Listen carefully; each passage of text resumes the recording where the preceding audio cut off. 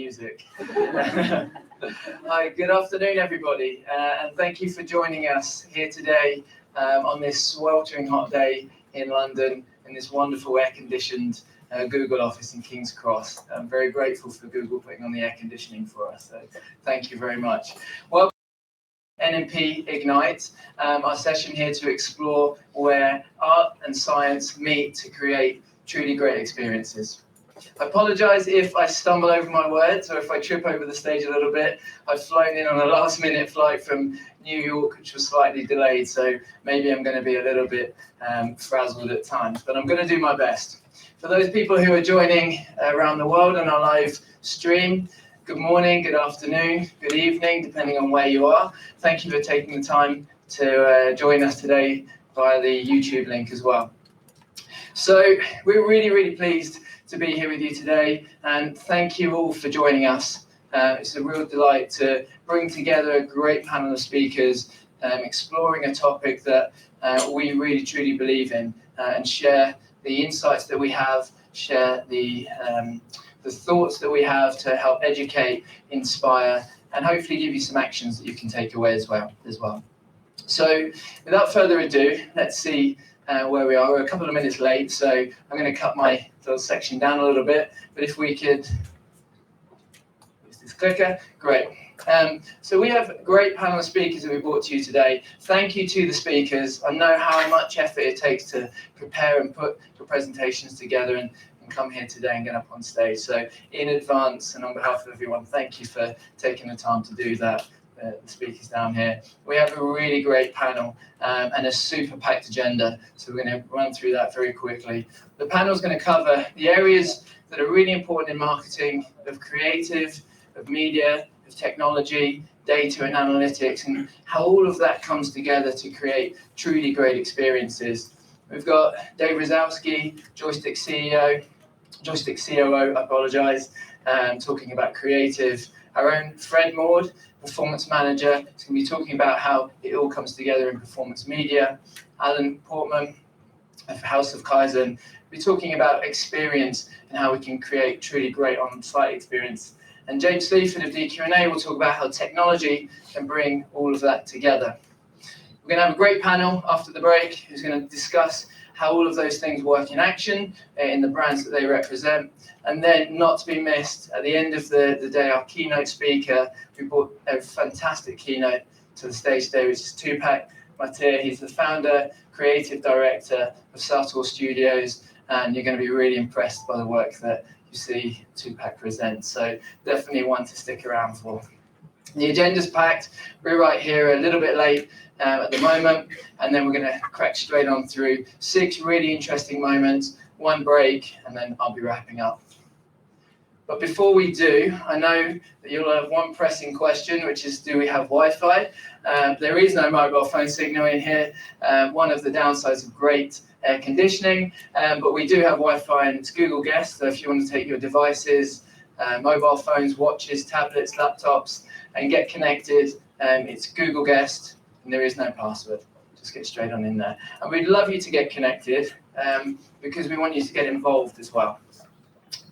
Get involved via social media, any one of these social media platforms, not the PayPal one, but Google Plus if you're feeling adventurous, hashtag NMPignite across any of those. If you want to tag us, it's NMPi_digital.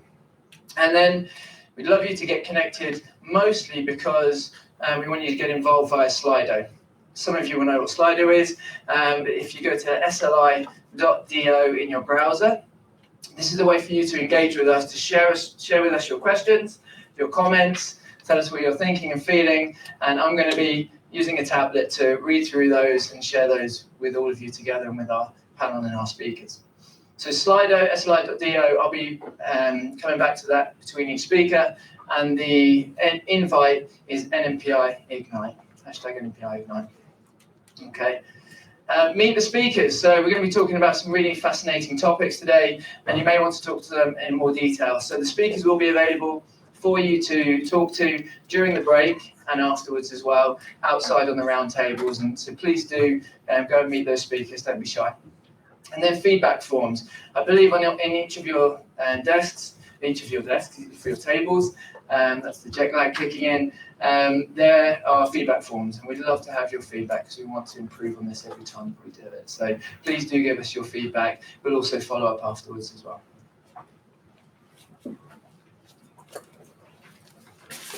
So before we introduce the speakers to the stage, as the music indicated, I'm the DJ, I'm the host. My name's Luke Judge, and I'm the CEO of NMPi. So my job is to set the scene today and welcome our speakers on. So setting the scene, as we explored this subject of bringing together the arts and the sciences to create great experiences, park marketing for a moment and think about what great experiences really are. And I came across this quote: "What's the most beautiful and deepest experience that a person can have is the sense of the mysterious." And I really like this quote because it perfectly describes, in a marketing sense, how brands, how businesses should connect with their customers at a deep and at a sentient level. Not just about buy now, not just about pushing promotions, but really connecting with that customer. And it wasn't a marketer who said this, and it wasn't an artist either. It was a scientist, a physicist. Does anyone know who said this, who this quote is? There's a Google Home Mini up for grabs if anyone knows who said that.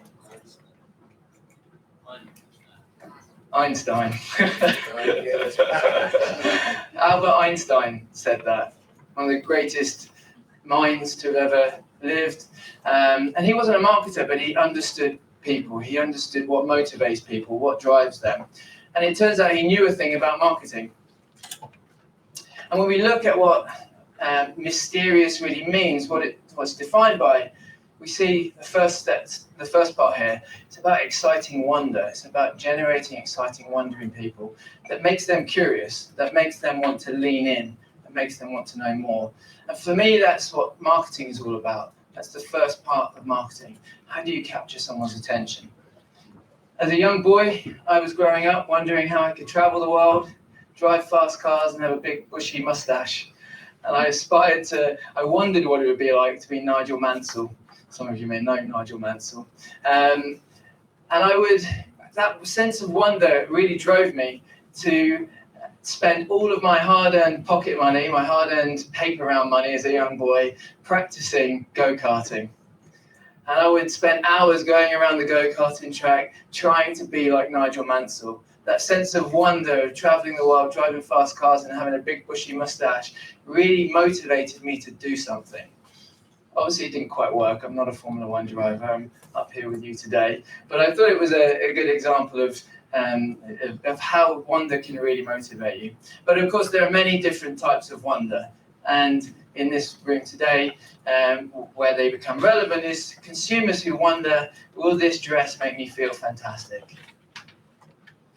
Will this new iPhone make me a little bit more like David Bailey?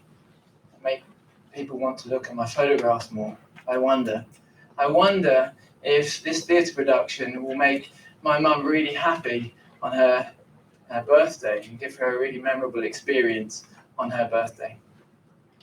But of course, in reality, as marketers, we have a job to do, and that job normally has targets. Those targets are normally more sales, more bookings, more subscriptions, more subscribers, more donors, right? Who has targets? I think, quick show of hands, right? Pretty much all of you have objectives. So in the real world, it's not practical just to believe that we can create this sense of wonder. We also have to do more than that. And that's where the challenge for us as marketers really comes in.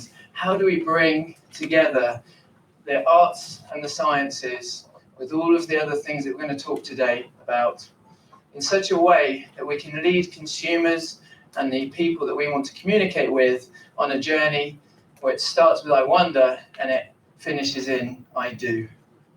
And those consumers do choose you. They do choose to book with you, buy from you, donate to you.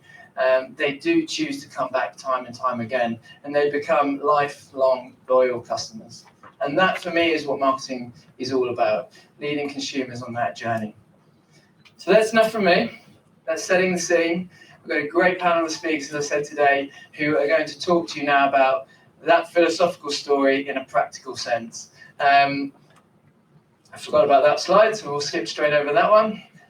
Excuse me.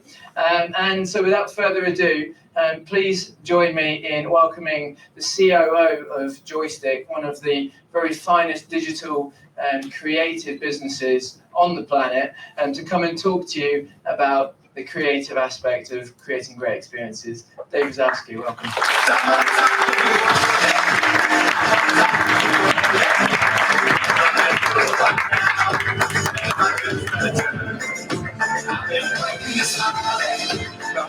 So yeah, give Luke a hand. He was in New York about 10 hours. Travels so much. And thanks also for ruining my introduction. So you mentioned that we're all here on a sweltering hot day in London. So I'm Dave Wazowski. I'm in from Las Vegas, and I was going to say thank you for having me here on a beautiful, cool spring day here in London.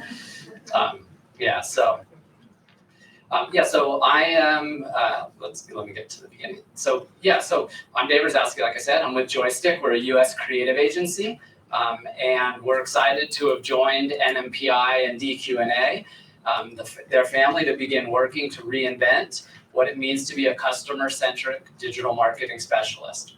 And we feel like it's a really exciting time in digital marketing. Why? Because I'd like to propose that we are in the midst of a creative renaissance in digital. Just like the advent of one-point perspective transformed media in the 15th century, we're at a time where we have a unique opportunity to bring together media, creative, and technology in a way that has never been done before. The intersection between media, creative, and technology is definitely not a new thought. However, over the years, what we've seen is the tension between them. Technology supported one or the other, but seldom both. As new technology becomes available, we focus our energy on the technology itself. As the technology matures, we can then focus on other things. Professor Clay Shirky, who studies how technology affects society, has an interesting theory that I think resonates with our industry. The tools we use don't get interesting until they get technologically boring. It isn't when the shiny new tools show up that their uses start permeating society. It's when everybody is able to take them for granted. And I think this is precisely where we are at this point with programmatic. So let me explain real quickly with a walkthrough time. In the beginning, we had banner ads. So in 1994, first banner ad was ushered in the digital advertising age. And these ads were super cool, set on a backdrop of what at the time was basically web pages full of text. And they performed well. This ad right here did a 44% click-through rate, something that we will not see ever again. These were the days of animated GIFs, 468 by 60s, Punch the Monkey, if anyone remembers that, and those tricky warning ads that made it look like there was an error with our computer and got us to click on them. I'm sure some of you remember those. In 1996, DoubleClick launched, and shortly thereafter they released their pioneering ad server, Dart. So now we had the technology in place to serve banners at scale, and the banner ad rush was on. So over the next few years, publishers started reworking their sites to add banner inventory, networks started to form, and a full banner delivery ecosystem blossomed. By 2000, the technology and the infrastructure were in place to allow us to deliver banners at scale. And a new creative role had emerged, the banner ad designer. So we were at a point where technology and creative were in balance. And some really interesting things started to happen. So let me share one of them with you. In the late 90s, TWA made a deal with Carl Icahn called the Karuba Ticket Agreement, which allowed him to purchase any ticket connecting through St. Louis for 55 cents on the dollar and resell them at a discount, basically half-price airline tickets. The deal blocked him from using travel agents, which, if you remember back then, really the only way you could get an airline ticket was either from a travel agent or from booking directly with the airline. But what the deal didn't mention was the internet. So Carl Icahn started lowestfare.com and started selling tickets online. By August of 2000, lowestfare.com was one of the largest double-click advertisers, nearly outspending all competitors in their vertical combined. The experience was simple, yet effective. They drove people to the website using banner ads and offered deals no other airline could match. It is estimated that this cost TWA about $100 million per year. And on December 1st of 2001, TWA went out of business and flew their last flight, all because of the banner ad. So next up is rich media and social. By 2001, Flash had hit the scene and rich media was emerging.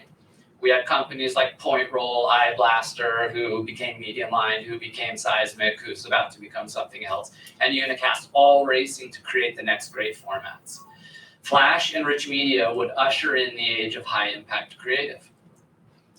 During this period, we saw the launch of the ad exchanges and DSPs, so we'll call that the rise of modern ad technology.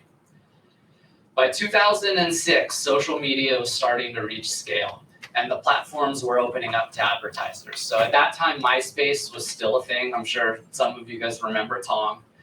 He was everybody's first follower.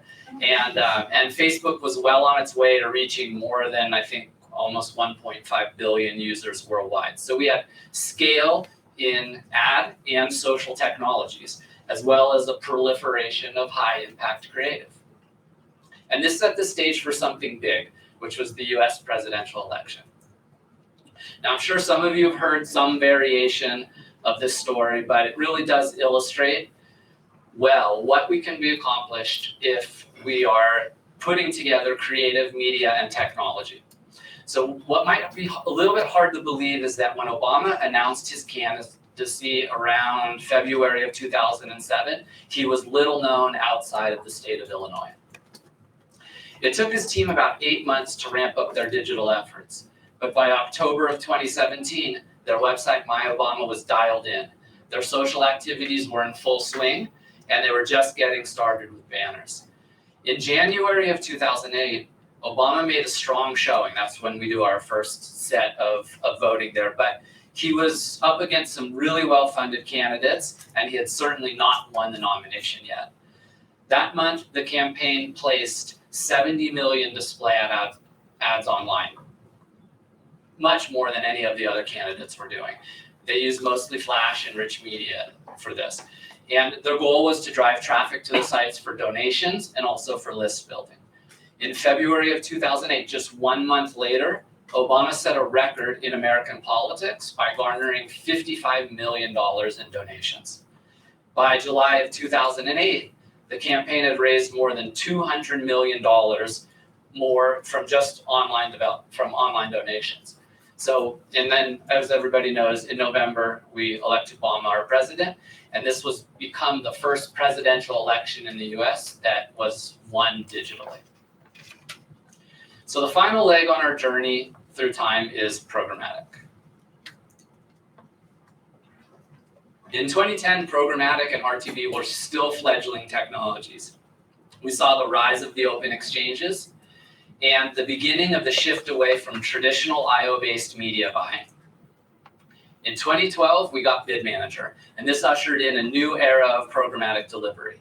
As has been common with all emerging technologies, we as an industry put our focus on the technology.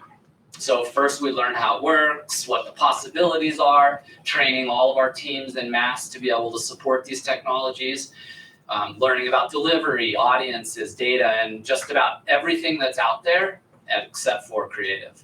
And in many ways, it brought us back to the early days of banner ads, static display comprising a high percentage of impressions, and high impact creative pushed out of the mainstream and into a few fringe worlds of the premium networks. So this overdependence on standard IAB sizes and uninteresting creative made it feel like a low point for creative in general. But actually, this was a very necessary step in the evolution of digital. And that brings us to today, which is why I'm proposing that we're in the midst of a creative renaissance in digital. Programmatic is getting interesting now that the technology is getting boring. And this is the time for creative to shine. This renaissance is going to be driven by data delivered programmatically across a multitude of channels and can be tracked, analyzed, and reported on, and of course, it's fueled by creative. So here are a few things I think will have a major contribution to the renaissance. The first is the growth of programmatic media channels. Some really interesting channels are on the rise, like video, OTT, audio, even digital out of home. By having the technology in place to deliver across all mediums, we can now focus on what can be done creatively to bring our ideas to life.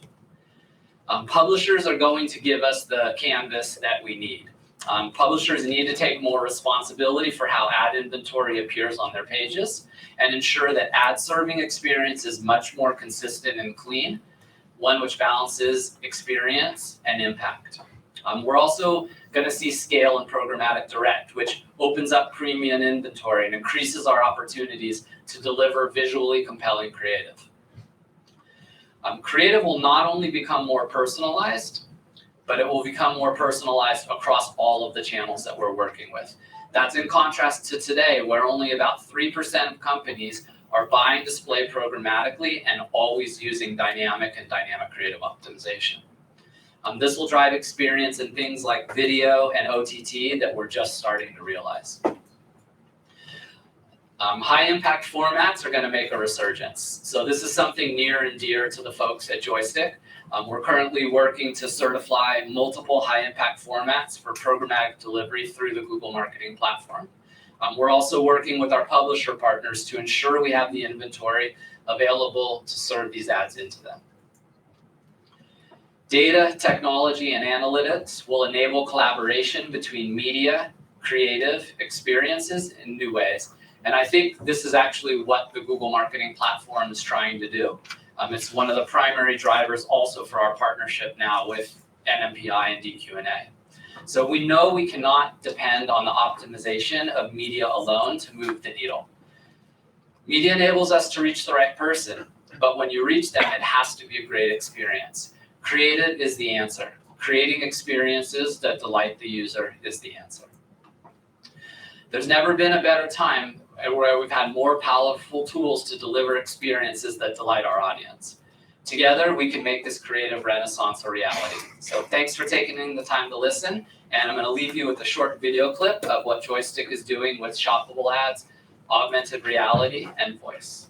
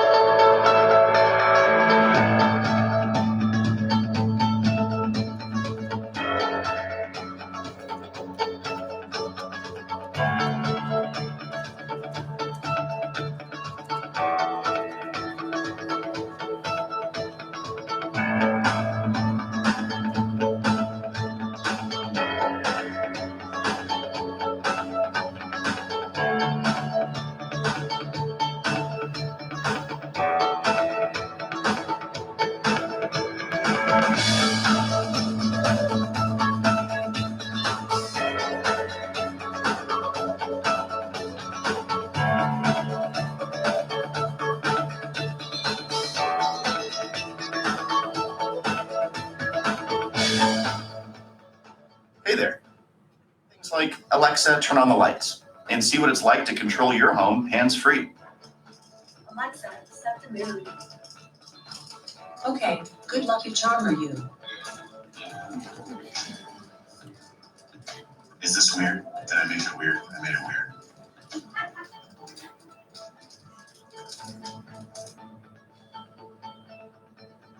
Hi, just say things like, Alexa, good morning, and see what it's like to control your kitchen hands-free. Alexa, turn on the coffee maker. Okay. Come on, coffee.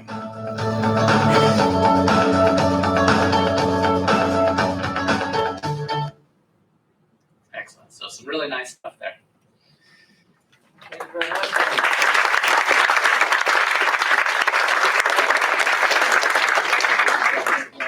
We've got time for a couple of questions. So if you do have questions, please do open up the phone, put them into Slido, again, sli.do in your browser.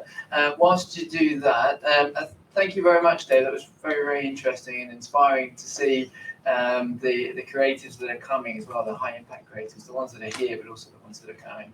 But the ones you showed at the end there, the ones that are pretty much here, which do you think have the highest potential for to really deliver engaging, high quality consumer experience? Well, I think all of them have a lot of potential.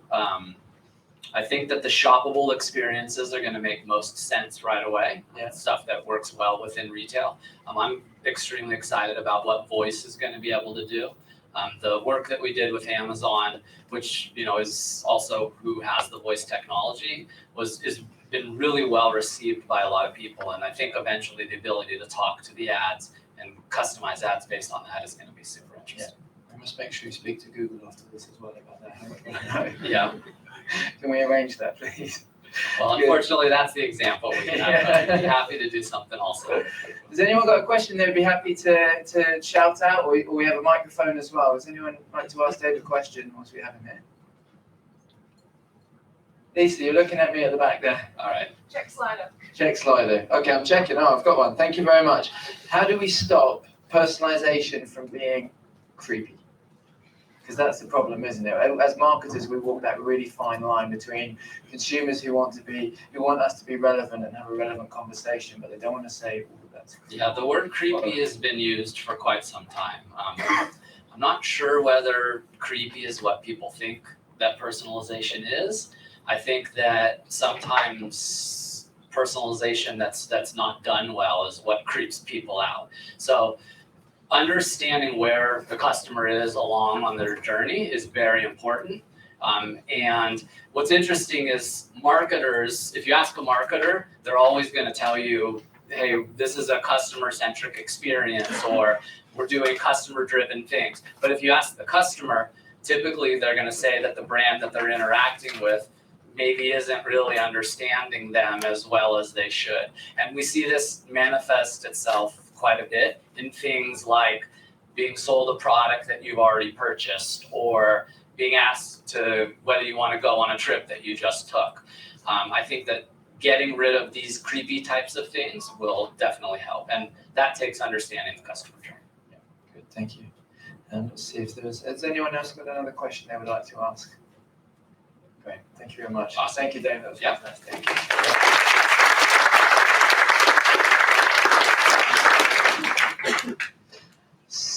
So we started looking at the arts, and we'll look at that a little bit more later on. Our next speaker is our very own Fred Moore. He's going to come up and talk to you about more of the science side of it, the data science, and how we apply that in media. This year we've won numerous awards with our client Harvey Nichols. They were due to be here as well to speak with Fred, but unfortunately they were unable to make it due to personal reasons. So Fred's taken the baton. He's going to come up on his own and walk us through more the data and the science part of it as to how we deliver Google Shopping for Harvey Nichols. So please welcome Fred Moore. Thank you very much.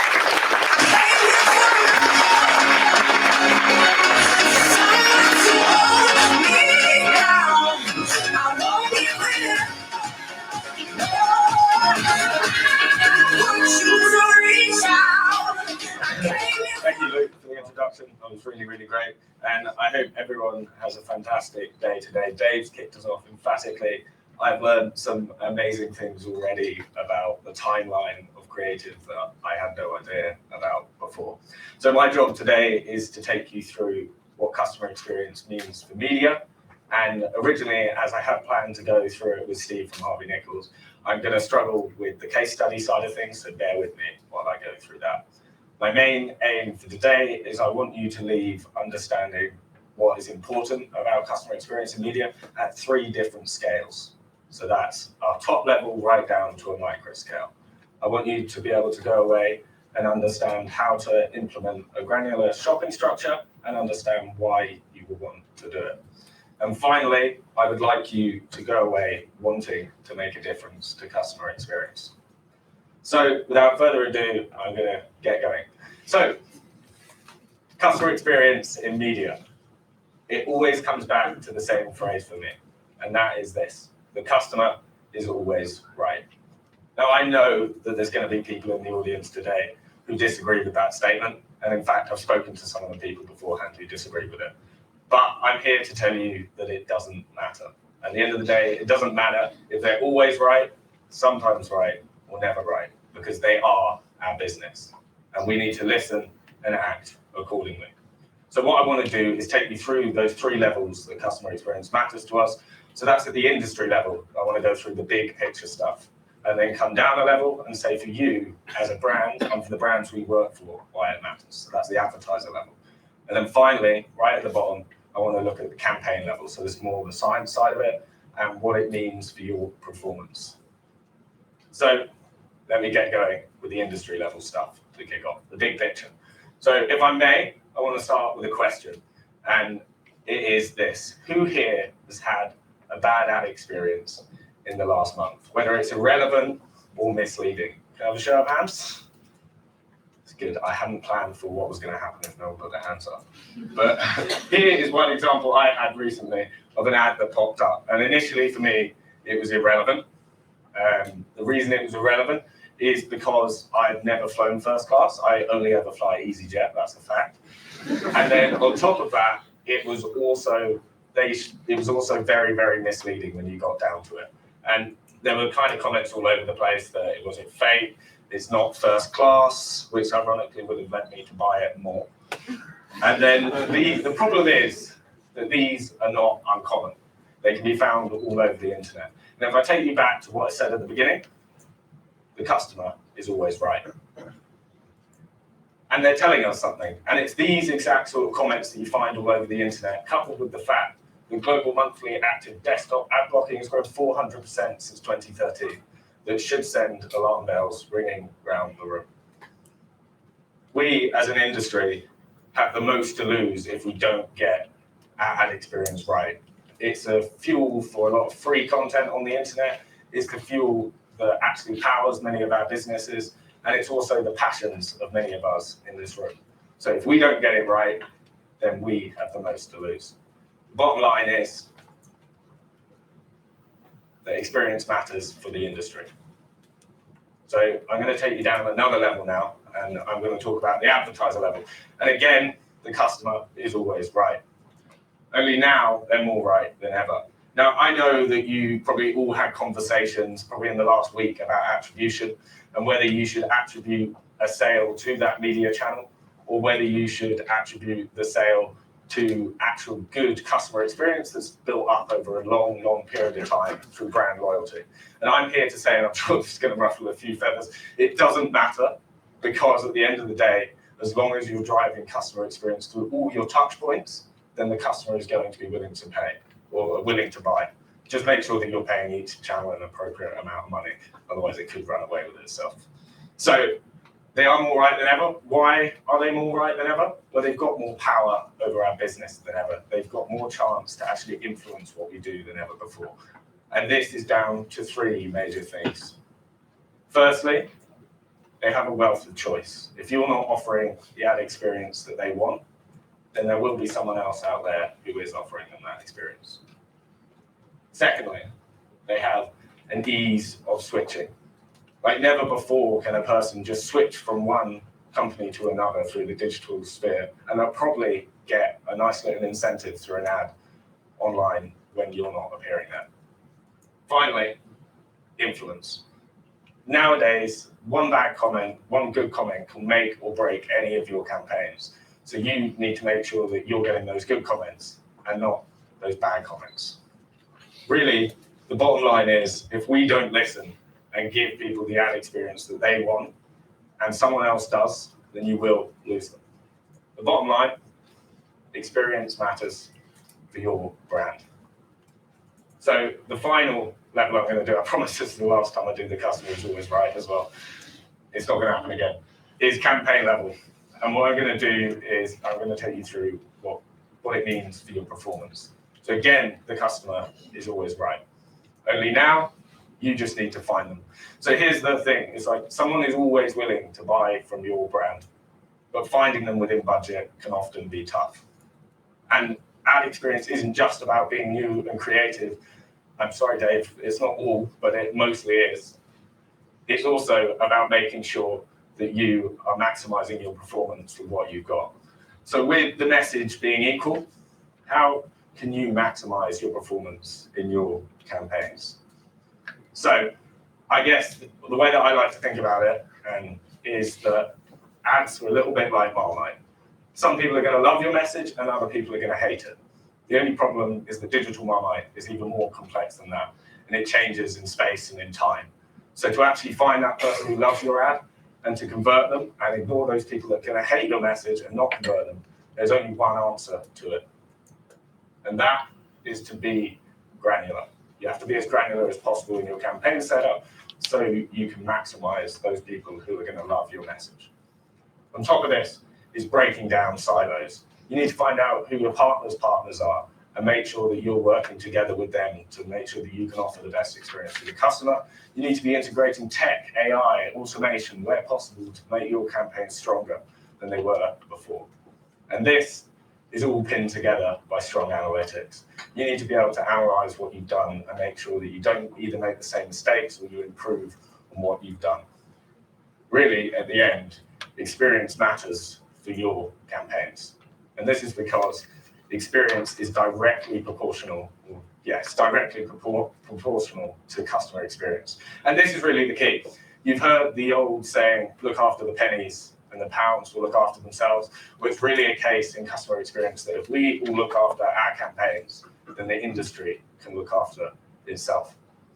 So before I move on to a case study, I want to do this quote, and I love the quote. It has nothing to do with Ronald Reagan, but I love the quote, and it's, we can't help everyone, but we can help someone. And the reason I use it today is because even all of us in this room together, we do not have control over all the ads on the internet.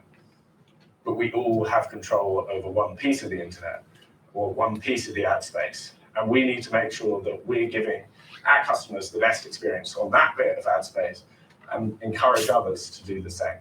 So what I want to go through is a case study that was work that we've done with Harvey Nichols, and it's also a partnership we built up with Pitney Bowes over time that's allowed us to bring customer experience to a place and to the international space where we wouldn't have been able to do it before.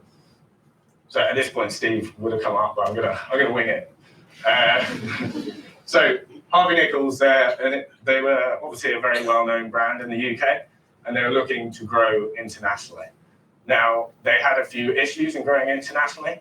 One of them being their brand name was much less well-known than it is in the UK. Obvious reasons, I'm sure that a lot of people have the same problem.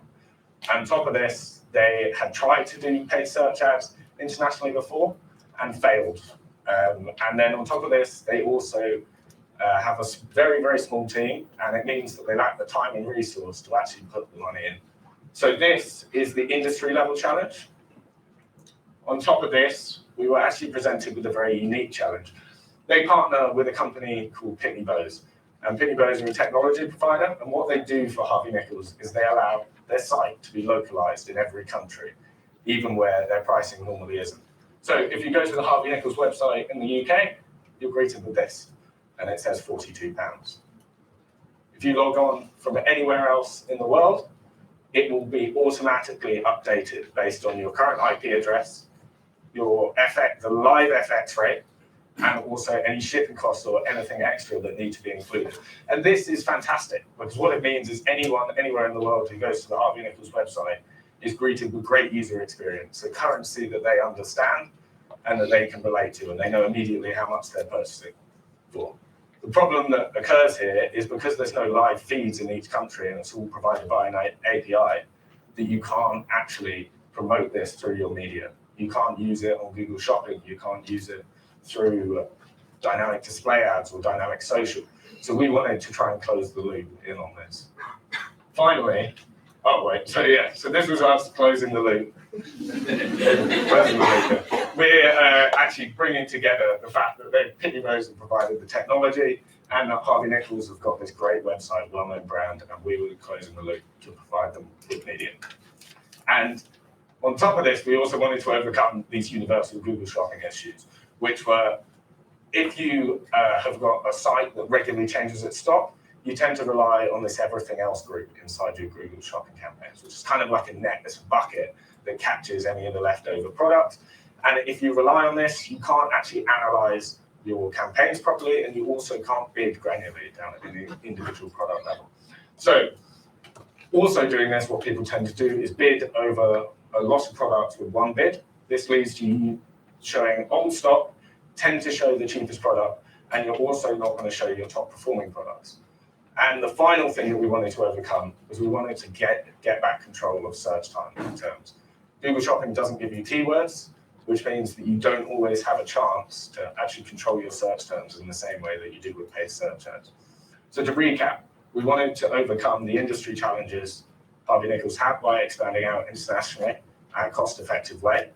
We wanted to do it and achieve an over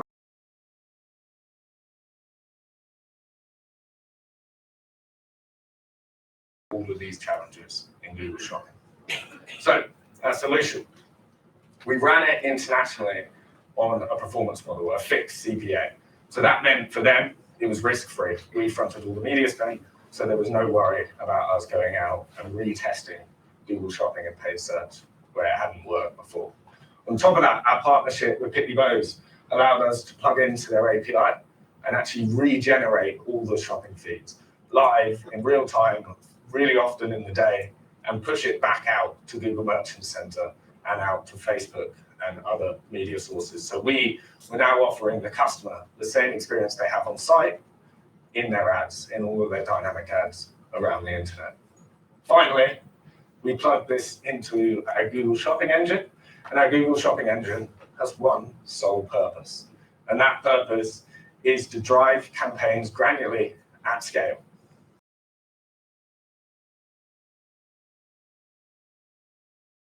It will create a new ad group for that product, and that's one product per ad group.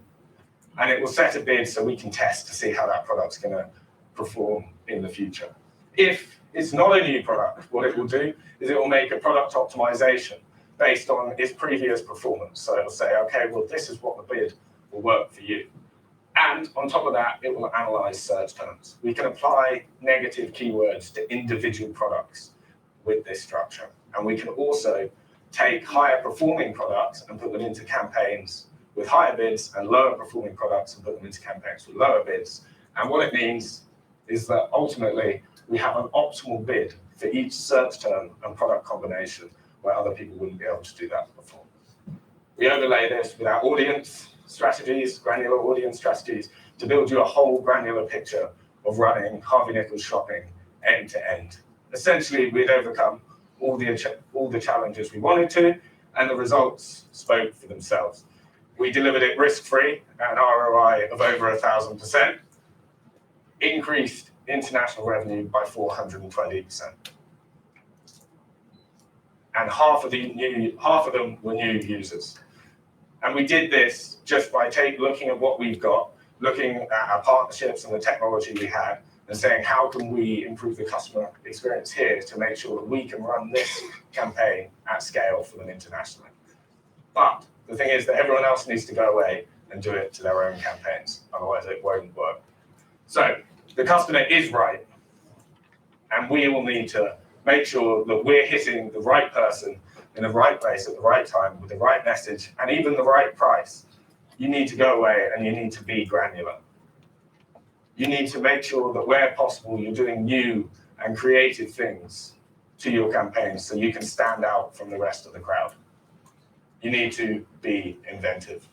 If you spot an opportunity with a partner, you spot an opportunity with a piece of technology, or you spot an opportunity to work with other channels, then make sure you seize it. And finally, you have to go tell everyone, because as I said, you've got to spread the word, because as I said, if we all look after our campaigns in this room, then the industry can look after itself. Thank you.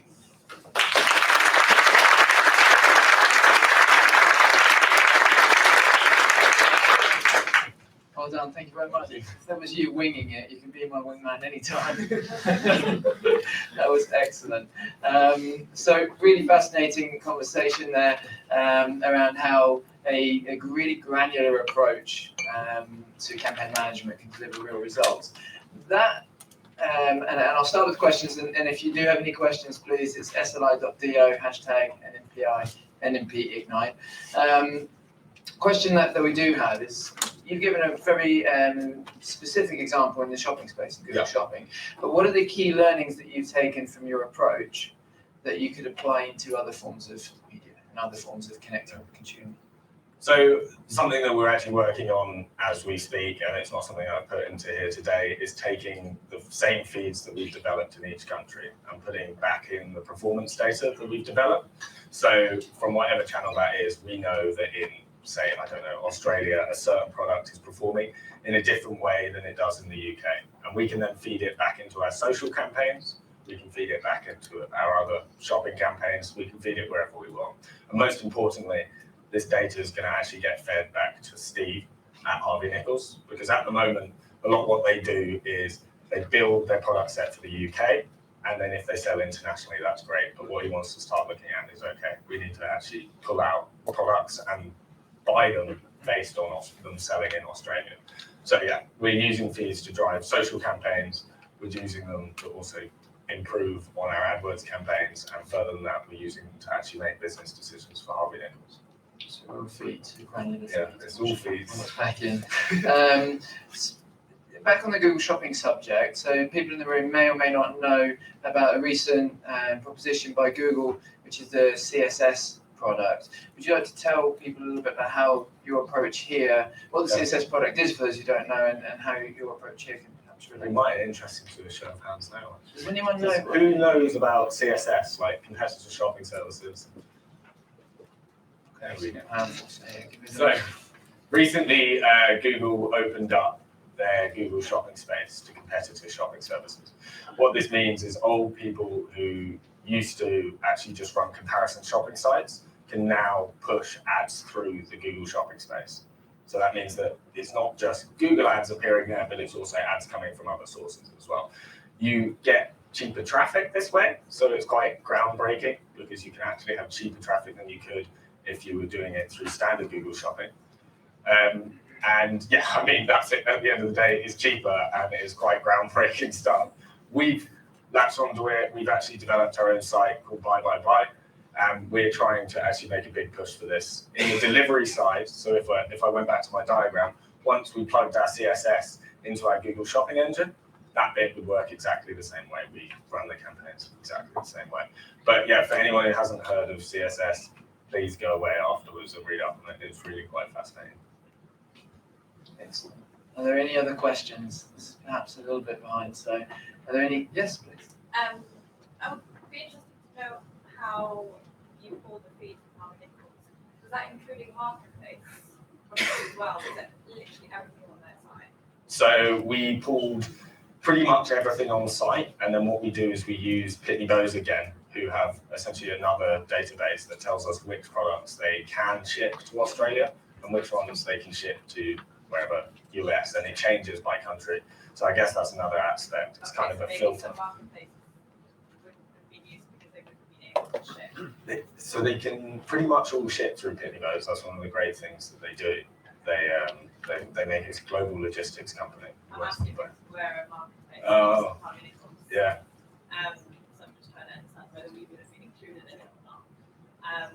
But also it'd be interesting to know how well Google Shopping did for like the higher ticket items. Yeah. We've tried Google Shopping and it did very well for us. Obviously things like Yeah. Ryan, definitely not going to learn that. But yeah, like how that worked. Was it only the high, like well-known brands that worked well, for instance, internationally? So it really varied. I mean, I showed Fenty up on screen. That was kind of a very big driver. It was a new product, and it was something that really kicked off and started really well. But interestingly, and I can't remember a lot off the top of my head, but interestingly, we found that it wasn't necessarily big brands in the UK that did well. Sometimes a lot of brands that come directly out of Europe worked really, really well in Australia because they weren't exposed to them as much, vice versa. So it is a very, very different area. But I don't really sound off the top of my head, I'm sorry. Thank you very much. Fed will be outside as well if you want to explore that further. So there's one question that's surfaced to the top here as well, which is, can this granular shopping logic be applied to text search ads? So we do it with text search ads as well. We use inventory aware campaigns, work in a very similar way. They work off the back of the shopping feed. The only difference is obviously with inventory aware, you're building keywords, and with Google Shopping, there's no keywords. So with the inventory aware stuff, you're going to have an account manager to go in and set up the keywords based on the actual feed that's in there. But in practice, it works the same way without the search term that is in the background. Good. There's one final question. I know it'll be a quick answer, but it surfaced again. Is how do you manage bids within the CSS? Within the CSS, so that's done again with our bidding engine. So we'll go in and say this product's performing this well in the last 37.1 days, and therefore I suggest that you work with this bid, and the same goes with the search terms, because this search term is performing really well, so use this bid. Great. There you go. Thank you, Fred. Thank you very much.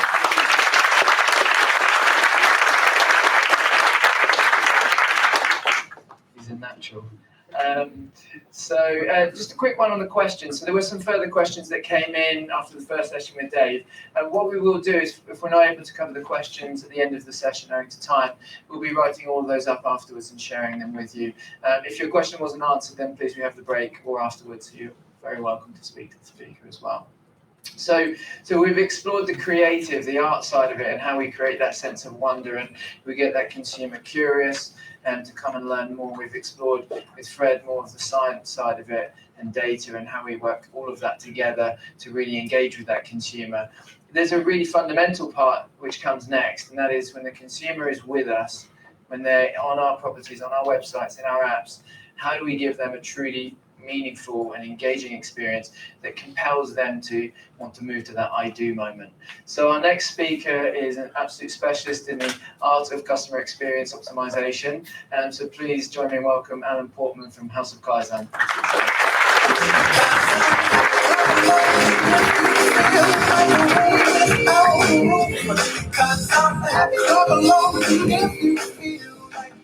Thank you, Luke. Thank you. Thanks to the NMPignite team for inviting me. It's great to be here. I've never been in Google's offices in London, so this is a first for me. So today, 20 minutes, what I'll do is share the challenges and learnings that we have, myself and House of Kaizen has acquired regarding customer experience. I think we take a different view, but as Luke well said, it is a journey. So we're sort of in the middle of that journey. So just to make sure that we're covering your experience to understand, we're going to cover two of the significant challenges that we face with our clients from a customer experience perspective. The solutions that we put forward a framework, a methodology. Something I'll share with you that as we, as an agency, entered into the customer experience space, having been in the media space, the one thing that is a big learning is that formulas work in media, but in customer experience, principles work. So the idea that principles are incredibly important when you're trying to optimize the customer experience, and hopefully you'll be able to have the moment of, that makes sense, why that is the case. And then we're going to look at examples from one of our clients in EMEA, that is a subscription client, so apply the theory to the practice, and I'll leave you with some thoughts, and hopefully they'll stir some controversy and some discussion. What I wanted to do was share my personal journey. I think one of the things that I learned getting on stage and talking is I talk about customer journey, I talk about moments, but I don't share my professional moments. And it's also an exercise of authority, to be completely frank. My title means nothing. It's based on my experience and my ability to deliver results. So 4 main landmarks in my professional career that brought me to the stage. 1987, I was 14 years old. I knew I wanted to work in advertising. So it was a very easy choice for me to be here. 1998, I was blessed with having joined the interactive division at Young & Rubicam in New York, working on the American Express before the dot-com bust in 2000.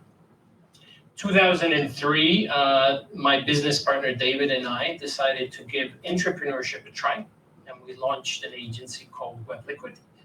WebLiquid at that point was very focused on consultancy and media, and things worked very well. And then in 2014, there was a pivoting point for ourselves as a company. We realized that media on its own was not going to generate the results that our clients were demanding from an acquisition and a retention perspective. And this idea that media on its own will not solve your commercial challenges is still very strong today. So it brings us to today. What we do is we define what we do as digital experience optimization. Customer experience is a gigantic space. If you think about customer experience, I think every person in this room could give me a different definition. It covers such a broad space. In that broad spectrum, we sit in the space that covers the acquisition and the retention of customers. So we have four main practices. First one, incredibly important, is researching consumer insight. And we do insights to understand behavior, to understand attitudes, and basically to understand why the hell are people doing what they're doing. The second division team that we have is tech development and design. That's the development of sites, landing pages. And the third team is conversion rate optimization. These are specialists who concern themselves with how do you build a customer experience that is effective at acquiring and then at a certain point retaining those customers. And lastly, business intelligence. And I have something to say about business intelligence and about data, which I hope leaves you with some thoughts about it. The work we do, the people that pay the bills. Give you an example. We work with the Wall Street Journal to optimize their paywall. We work with M6, their media agency that drives the traffic. We also work with the Wall Street Journal to manage their retention team. And it's probably the first time where we've actually had the opportunity to work with a client across both acquisition and retention. And I'll get back to this idea of the divide between acquisition and retention and how that divide, which is organizational, it's cultural. It's a lot of times we talk about legacy technology. No, it's legacy thinking. Clients have an acquisition team and clients have a retention team. That is the biggest point of stress in a joined up customer experience. Pac-Man. I love Pac-Man. I should have added it to my customer journey. I spent hours in the arcade playing Pac-Man. The challenge we have is that we believe, like a game of Pac-Man, that customers systematically digest information pallets and route to the optimal decision. And we do that all the time. And we believe that by putting content in this place, the customer will just follow intently. We also, what we do, and we tend to do it to certain degrees of effectiveness, depending on who's doing it. Similar to Pac-Man, is we place incentives in the name, in the equivalent of the little fruits in Pac-Man, incentives to drive users a different way, or we place deterrents, the equivalent of the Pac-Man ghosts, to push people away from certain places we don't want them to go. But the reality is that there's a lot of factors that influence consumer choice that we have little control over. Which leads me to the first challenge, which is optimizing the entire customer experience is daunting and messy. And whoever tells you something else is lying to you. It is not easy. One of the challenges is that if you try to tackle the entire customer experience at once, you'll probably lose your job because you'll end up in a clinic for stress relief. The solution is change it to something that works. Henry Ford reminds us that every problem can be solved if you break it into small enough pieces. And from a customer experience perspective, when you're looking at the customer experience perspective, what you want to do is you want to break up the journey into smaller pieces to find the pressure points. The pressure points sometimes take the form of metrics. And everybody in this room, I'm sure, is aware of these metrics. Bounce rate, exit rate, time spent on the site. And I'll come back to the idea of being data-driven versus being data-informed. Might sound like something that's just subtle, but it's delicate, but it's incredibly important. The other, from what our experience tells us, and I mentioned it, retention and acquisition as practices are siloed. Although we are all dealing with the same individual. Which leads us to challenge number 2, which is competing KPIs and teams prevent a seamless experience. It is almost as in we get in the way of our customers and their experience. So for example, we've had this occur to us where the product team has a set of KPIs and objectives. The acquisition team has specific KPIs. The engagement team has a specific KPIs, and the retention team has another set of KPIs. And the problem is and I'll borrow some of your, Fred, the client or the company is always right. The reality is that each of these individuals in the product team, the acquisition team, the engagement and the retention team have a case to make. You can't really say, well, oh my God, the retention team is more important than the product team.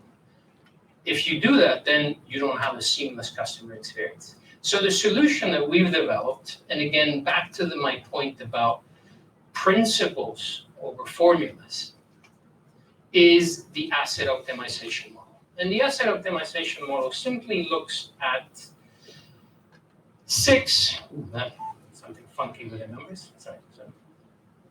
You pull the numbers that way. 6 components that are part of a brand's customer experience that can be optimized.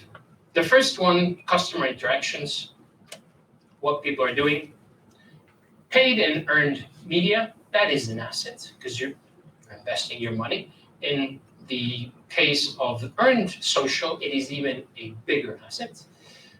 Brand and value proposition, this is where the emotional, the creative part comes in, and it's incredibly important. Then you have pricing. Pricing is an incredible lever, especially in specific industries at specific times of the year. And then you have contents and forms. Unfortunately, we are yet to find a way of delivering customer experience. It digitally does not involve content or forms. I think voice is probably going to be the first time that we are able to do this in a almost non-form and content form based. And then finally, product, right? Product, again, is one of the biggest challenges for any company to develop. Sometimes you're dealing with the redevelopment of an existing product or the launch of a new product. So if we believe that customers are only as valuable as the experiences they have with each component of the brand, these 6 components, then surely when we are in the position of helping marketeers or when we are the marketeers, we want to get behind the numbers, behind the clicks, behind the bounce rates, behind the metrics that we spend hours and hours sharing in business intelligence platforms, and we want to understand why. Why are people doing this? As I mentioned, research and behavioral insight is the starting point for us in everything we do. This case is from one of our subscription clients in EMEA. We did a piece of research with live traffic on their EMEA sites, collected about 1,181 answers from users through the use of different techniques, including surveys. And we wanted to understand the notion of price. This client is in a category where price is incredibly important, highly commoditized industry. The research told us that price accounted for about 86% of what our clients' customers would consider switching to another. Because we work with them on both acquisition and retention, that middle spot, I don't know if I'm going to subscribe again, I don't know if I'm going to stay, is incredibly important because they can sway our clients' numbers in a big way. Call it preventative marketing, right? We acquire them, we look after them, and we retain them. What we were really interested in looking was, okay, let's look back, let's step back. Is it purely the sticker price that is driving that friction, that anxiety about, I don't know if I'm going to renew, I don't know if I should switch, or is it really driven by something else? We undertook further research that told us that what really was being brought up was the question of value for money, right? And value for money is something that's incredibly important as part of this customer experience, probably more important than the sticker price, especially in highly competitive and commoditized industries. So we went back to the asset optimization model. And we said, okay, which component of the asset optimization model can we look at to try and change this? We know the factor is pricing. So why don't we look at the content and forms as an asset to be optimized? So we did a cart redesign. The decision was informed by the fact that 50% of the traffic was being lost at cart level. And that was a very quantitative insight. There was a more qualitative insight that came through the research as well that said that what I mentioned, the idea of value for money. And we thought to ourselves, in addition to increasing conversion and reducing exit rate at the cart level, how do we bring forward the idea of we provide good value for money? So we made changes to the design. We made changes to the hierarchy in which certain components and modules were presented. And we broke down content into specific sections. And more importantly, deployed the testing, and we saw a considerable uplift in conversion. What the research also revealed was that auto renewal is an area of great anxiety for customers. I don't know if you have, as customers, experienced the idea of auto renewal. The problem, as I mentioned, is auto renewal creates, in certain segments of audiences and customers, a negative experience, especially at the time of renewing a product or a subscription. What we actually did is we went back to the asset optimization model and went, of course, let's make some changes to the way that we display the auto renewal optimization component. We added a date calendar option. We provided an option to turn it off. We tested multiple variations. And the funny thing is we did not see an uplift. Zero, nothing. What's going on? Back to my point. We were trying to rationalize something that is not possibly rationable through simply data. Which leads me to one of my favorite quotes from a professor in the University of San Francisco. The electric light did not come from the continuous improvement of candles. Don't get me wrong. For a business like ours that focuses on the continuous optimization of experiences for our clients, sort of defies the logic. It actually supports what we do. The example before led us to realize, once we took a step back, that all we had to do was to not try and modify the existing auto renewal, but to create a completely new one. And what we did is we offered new customers a discount for allowing an auto renewal in the second year. And you might think, oh my God, that's pretty obvious. Everything is obvious in hindsight.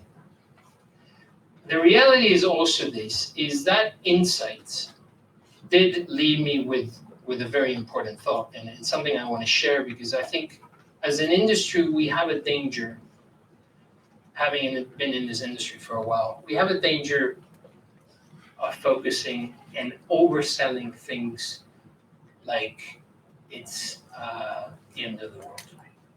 And I'll leave you with this thought, which is metrics are merely a reflection of the product or service strategy that you as a brand or as an agency that is serving your clients have in place. There's a lot of discussion about being data-driven. The times that I've heard companies saying we are data-driven, like if for every dollar I heard that, I would be a millionaire. I'm not discounting the need to be data-driven, but my thought is this: you cannot be data-driven and strategic. You have to be data-driven in the short term to produce those magical moments, to make those optimizations of the customer experience. But there's other factors that come into play into developing acquisition and retention strategies and customer experience that are of value.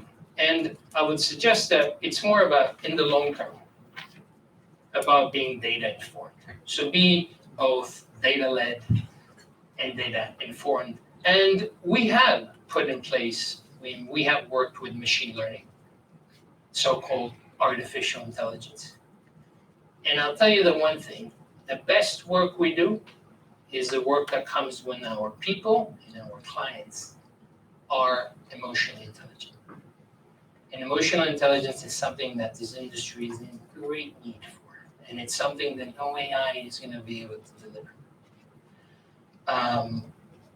And it sounds like, I'm pooping on the parade, but you know what? I think the industry can do with a little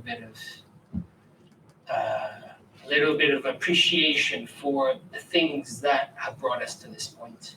And I think, to reiterate some of what David said and Fred said, it is bringing all these components together. But I think it's very easy to get ourselves lost. In America, there's this saying of drinking our own Kool-Aid. And I think we have to be careful with that. But with that thought, thank you for your time.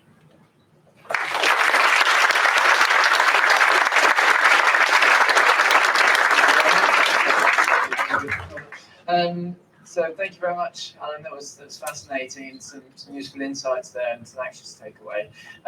You talked about the light bulb and the step from the candle. You mentioned voice. Is voice the next light bulb, or is it overhyped and unable to actually deliver what we expect it to? I think voice does a great thing. If you think about it, the most valuable commodity that we all have as consumers, what is it? Time. Think about it. Customer experience will drive itself to anything that will save people time and allow people to make more out of their time. And if voice does that, hell, it is the next big thing. And I think it does. think it is a time saver. Good. Are there any questions from the audience? Okay, great. So we're coming up for the break. Thank you very much. Thank you very much. Appreciate it.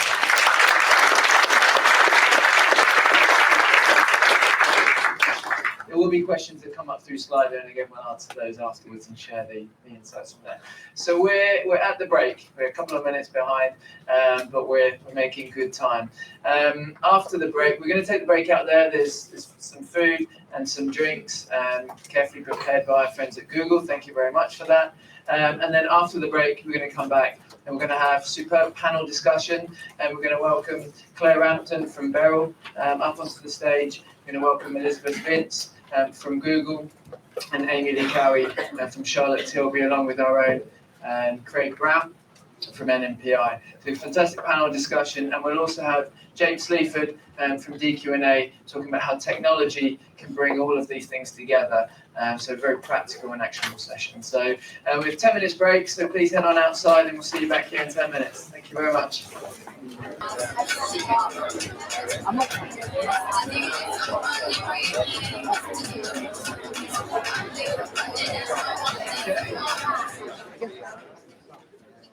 Okay, welcome back everybody. Thank you for rejoining us. I hope you're all fueled. I've got a cup of coffee over there helping me with the jet lag. So in the first half, we heard my little bit of philosophical discussion that led into talking about creative and media and experience and how all of that works. And our next speaker, James Sleaford, is Managing Director of DQ&A. He's going to talk to you about how technology helps to bring all of that together. So very practical sessions. Have your pen and paper ready to take down lots of notes. And please welcome James Sleaford to the stage.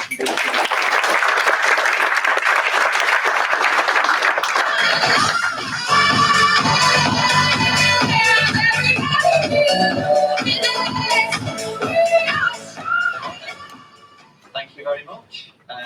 So as Luke said, my name's James Sleaford. I'm from DQ&A. I'm basically going to be, hopefully over the next 10-15 minutes, talking you through the technology part of customer first or customer driven marketing and how it kind of brings everything together. I've kind of meandered a little bit as I put this presentation together and questioned what we mean by customer first marketing. I think that's actually been touched on a little bit already in some of the earlier sessions with regards to what's creepy and what isn't, and also kind of then how you can bring in people as Alan has alluded to as well. But in terms of who DQ&A are, we joined the Incubator Group in 2015. Founded in the Netherlands, we actually started life as an ad tech specialist. So we're used to working with publishers, agencies and advertisers with their tech platforms and helping them get the most out of them either through training, consultancy, and strategy. In terms of our vision, we talk about customer first marketing. That's what we've talked about a lot today. I've gone for the holy grail picture behind customer first marketing there. Usually when you go to these kind of presentations, it's accompanied by one of these type of photos. Millennials looking at their mobile phones and really enjoying advertising. But when I kind of thought deeper about customer first marketing and you know, how we talk about it, it kind of struck me that we only really talk about it from a one-to-one level. So about personalisation, we've touched on this already, that what it then boils down to is just optimising the marketer-customer interaction to drive sales. And I think this is the problem we get to when we talk about it being creepy, because we forget that when we talk about customer first, it should be about putting the customer first. Not the marketing goals, but the customer. Moving on to the reality and kind of putting that into what we see out and about there in the world, I'm going to borrow from Fred now and use a few examples of real life advertising, which may be deemed customer first, but in reality, from my perspective, as a grumpy customer, don't view it that way. So first off, holiday photo. That's me on the right. When I actually put this, when I actually put this up, I realised on the way down, this was taken in 2014, me on holiday. Does anyone know where it is? Bali, yeah, monkey forest in Bali. How needy is it to go to the monkey forest with a monkey t-shirt on? What must those monkeys have thought? That I was going to be welcomed into the bosom of their monkey family. So that was in October 2014. Before I went, I looked at villas across Bali on booking.com. Until February this year, I was receiving this email. Now, if we go down the science route here, this clearly works for booking.com. They've got lots of bright people there. They're doing this from an ROI perspective. They might go, right, most recommended destinations. I can go along with that if they're sending me out the most recommended destinations in the world. Bali, Bristol. That's not the most recommended destinations and the best deals in the world. That's because I went there, and I was looking for your wedding last year in Bristol. These happened in 2014. This happened last year. That idea is fine from a recommended destination point of view if it genuinely showed me something new. But I know that they're just taking my data and showing it back to me. But I get frustrated because that happened a long time ago, and I want something new now. You see it elsewhere where people are doing what they think is the right thing from a customer perspective. Quick info, an ad there. I can't see that now, but basically it's a German ad. That was obviously sent to me shown to me just because I was in Germany 2 weeks ago. I was only in Germany for a short while. It's a classic music streaming site. I don't know why I got that. I was intrigued because it was in Germany. People who know me know that I'm much more likely to be streaming Stormzy, is it? Or another one, app. I go to Cafe Nero every single week with my team. From their perspective, customer first marketing, we're giving you something that you don't currently have. Great idea, or maybe summer, nice cool drink, trying to sell a new product. I'm actually a grumpy customer who I go every week, I buy the same range of drinks for me and my colleagues. I sometimes have a pastry, give me something that I want, not this. And don't even get me started on this dress. My wife showed it to me about 2 months before a wedding on my laptop. Just, can I show you this dress? First glance, I liked it. It followed me everywhere. By the time it got to the wedding, I couldn't stand the sight of it. She looked lovely in it. But the point is, if you go back to what we talked about customer first marketing, what's happened is the intention is good, the intention is right. They're working off the science side of things, but alluding to what we discussed earlier, where's the art in that? Where's kind of bringing that together and delivering something where I am put first as opposed to their marketing goals. That's really hard. Science can help, but you kind of need to bring more things together. You need more signals than just one thing. So back to the vision side of things. If we're kind of going down the line of, right, we want customer first marketing, loads of stats out there, loads of people saying, ultimately bring everything together, customer signals, you're going to make more money in terms of sales, profits and margin. We've already kind of said it's difficult. Why is it difficult? Some of the key things that we kind of allude to when it's really difficult to do good customer first marketing, talk around data, people and strategy. Everything seems to be in silos. Another report was kind of talked about how people aren't prepared to do full kind of customer first marketing. 61% of people say that they can't get data integrated. 75% of people say that there's a lack of understanding about how to use that data. And most businesses don't have any kind of data strategy. Loads of figures that get thrown at you all the time to say why it's really difficult to do these, to do advanced customer first marketing. What you really need is a full digital transformation to achieve this. May have seen slides like this before. Hands up if anyone's seen slides like this. Digital transformation, path to customer first marketing, a lot of buzz going around about this. I think the reason why we see such bad examples of personalisation is that the domain was still down here. Most people are just starting to adopt tech. And if they are adopting tech, they're doing it in a very siloed basis. They're just doing it for a display campaign, or they're just doing it for a paid search campaign. They're not bringing it all together.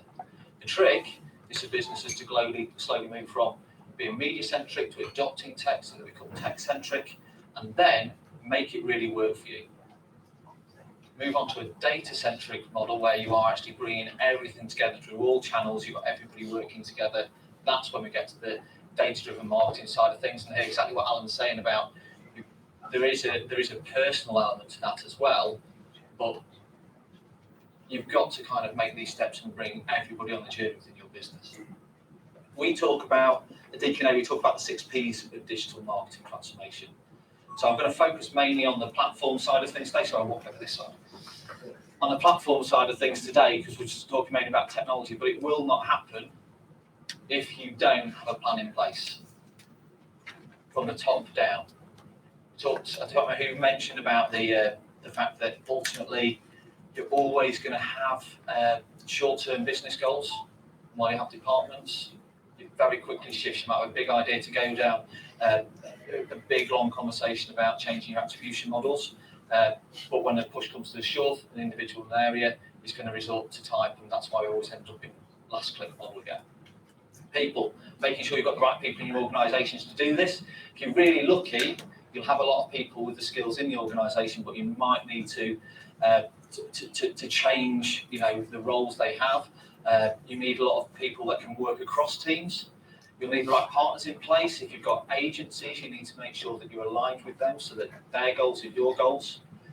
I'm going to talk about how technology really underpins all this, but when you've got the technology in place, you do need to have some processes in place so everybody is singing from the same hymn sheet and is using it properly. And that does mean naming conventions. Only then can you get to the point where you can do personalisation really, really, really well. So, technology. I'm going to go through Google Marketing Platform a little bit now and why that's really, really, definitely from our perspective, the conduit for doing a lot of the good work that we do with regards to businesses. Is everybody aware of the change from DoubleClick to Google Marketing Platform recently and GA360? Show of hands. I'm sure there's more Google people in the room than that, so I'm sure there should be a few more. So ultimately, we wouldn't be able to do any of what we taught today without technology. Technology allows us to personalise in the first place. Mass automation is not possible without technology. This obviously, I don't know if everyone can see the picture in the background, but this is how telephones used to work when we just had a few people using telephones, call an operator, and it was a personal service putting you through to another telephone user somewhere else. That isn't going to work with all the millions of people that we're trying to communicate with from a marketing perspective. The result of all this growth in technology is this. And anyone that's doing presentation bingo, I've done a holiday slide, I've done a bad advert slide, I now have a Loomscape. So that's a full house.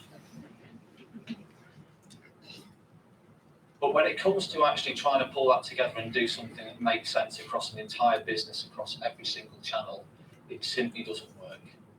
It doesn't stack up. People can't get the data from one place to another. So from a unified platform perspective, this is what Google Marketing Platform does. It brings together the best of what Google has from an Analytics 360 perspective and from an activation perspective through DoubleClick into one platform. Now, all these different tools will do a specific task for you, such as Search Ads 360 will look after your PPC. Display and Video 360 will look after your display campaigns, but it's on one portal with one central integration center, so people that are working in different divisions can understand what you're working on and work towards a common reporting goal. Now, advertisers benefit from having a unified technology stack because it ultimately improves efficiency and performance straight away. Boston Consulting Group, these are a lot of figures, you see a lot of figures like this out there, how having one technology means that you're getting more efficient just from buying from one place, from sharing audiences from one place, and also for making unified decisions with regards to attribution. You're also going to have better data integrity. You're not going to lose out from moving data from one place to another. And purely having one system that you're working on is going to start breaking down human silos, because you'll understand more and it'll be part of the same platform as opposed to everybody using their own products. In terms of, I think Dave mentioned earlier, technology is boring when it becomes simple. Technology is boring until it becomes simple. With regards to what we like to look at from Google Marketing Platform perspective is that is already there and allows you to do, it's very much set up, it's a platform you can plug in and use. There's lots of stuff that is outside of your marketing activity that you quite often can't get your hands on. Things like logistics, things like customer service, CRMs, and this is where Google Cloud comes in. This is where you can start to bring your business insights into your actual marketing activation. And then we can really start putting the customer first. Typical kind of marketing process that we see often kind of go through: activate, you collect, you transform the data that you collect so you can analyze it, and then you visualize it. So I want to take you through how you can do that using technology and different teams through the Google ecosystem. So bear with me, this is a slightly more technical bit. Typical platforms you would use to collect information: Google Ads, Google Ad Manager, YouTube. So your Google owned properties there. You've got Search Ads 360, Display Video 360, reporting back on all the media campaigns that you're running, and then obviously Analytics 360 for your website. But then you've got all that outside information that you're collecting and wanting to gather. So all your CRM stuff. Still within the Google ecosystem, you can move all of that into the Google Cloud. So with really easy built BigQuery transfers and export systems, you can put that straight into a BigQuery cloud bucket, and you can also use partner connections to move all of that data in there. Now, the really techie bit comes when you start to transform that data. Now, don't ask me exactly how the guys do this. These are more Google Cloud products, Cloud Data Prep and Cloud Data Flow, which basically are used to transform, clean, and streamline all that data so that when it pops out to this side, you can actually do something with it. So back in BigQuery, you can now run queries, and you can actually ultimately start to analyze that data. Now, one option is to put it into Google Ads Data Hub. Hands up if you know Google Ads Data Hub. So that is Google's new GDPR-friendly data hub to allow you to compare your data with the data they have to ultimately have a fuller view of the customer journey, and also provide deeper insights on what your customers are doing. Or you can put it the other way into Google Cloud Machine Learning, and also there are other third-party APIs you can push it into as well. So if you want to go a bit further and start forecasting what's going to happen based on your activity, or forecasting based on your market activity now, where maybe you need to move products around from a logistics perspective, you can start to do things like that, or forecast forward what sales are likely to be based on your marketing activity today. That's what you can do there. You can press that out into a tool like Data Studio. Has everyone here used Data Studio before? Hands up if you've used it. If you've not used it, it's a free tool. Go and have a play around with it. Doesn't matter where you are in terms of the journey from a technical perspective, you can do some great things from a visualization and reporting perspective, straight out of Google Ads, Google Analytics, or so on. And from there, from visualizing it, you can start to activate. So that then can be shared across all parts of the business: your marketing teams, your analytics teams, your business teams, agency partners if you wish. But you've got control of that visualization now. You've cleaned all that data and you've got it in a way that you want to view it. The great thing with it all being part of the Google ecosystem is, from an activation team's perspective, it's really easy to push that straight back, be it in terms of big changes, creative changes, or so on. How does that look from a people perspective? Now, this is just one example because everybody's business has got different teams, different partners. But just to give you an idea, here we've got media and creative agencies. Here we could have your e-commerce team if you've got an e-commerce team. There could be a data and business analysis team, if you have one of those, your tech and development team, all working together on the same platform to pull all this together. Which means that by the time you come around to visualize and activate, everyone is involved. Bringing that all together from a DQ&A perspective, real life example, I'll try to be quick, Lisa. We've got two kind of different ways that we talk about it. So going back to what we talked about customer first and whether something is customer first, that's your kind of non-customer first marketing message, where relevant messaging for each phase of the customer journey based on multiple signals. This is helping customers find the right flight. We used all those tools to create a data warehouse for Transavia. Transavia are a budget airline based in Netherlands, part of the KLM group. You should look at them, Fred, if you like budget flights. Ultimately, we basically got all the audience data we could from their various sources and various other signals to create a data warehouse. We then created a price and availability engine. So we used all the information that they have at hand in regards to their latest pricing, what seats are available on their flights, to create an additional engine in the cloud. And then we created a trigger engine to actually make changes based on that to push back out. So how does this work? So think of all the signals that you would want to ingest if you were an airline. Push that into the data warehouse. That's where we segmented our audiences. The price and availability engine overlaid with information from other signals, and then the trigger engine made the changes with regards to the message, the time, bids, or so on. Here's an example of the audience segmentation piece that goes on in the data warehouse, just in terms of what it looks like, in terms of what it puts out, the different kind of groups that we've got.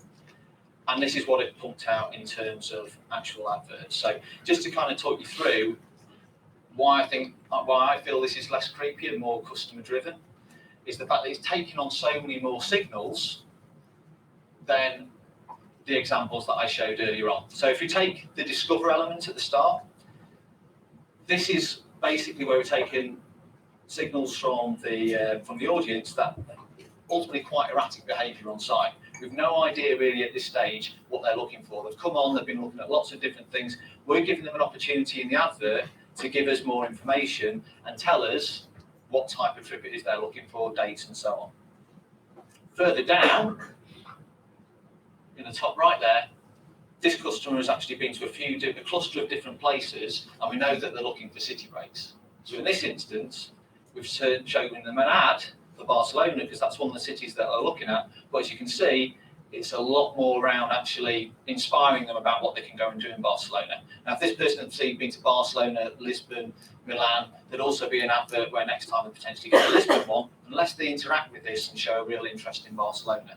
In which case, they're more likely to come down to an advert about Barcelona here.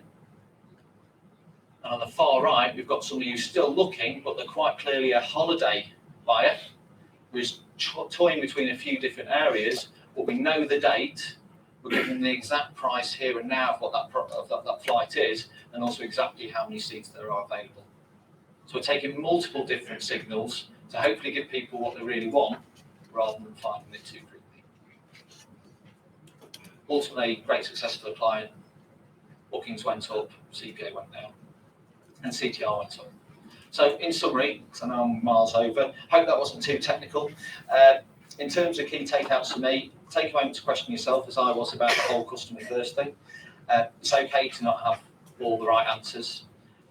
True customer first marketing does need digital transformation. You can have a stab at it in silo, but beware of what might come out.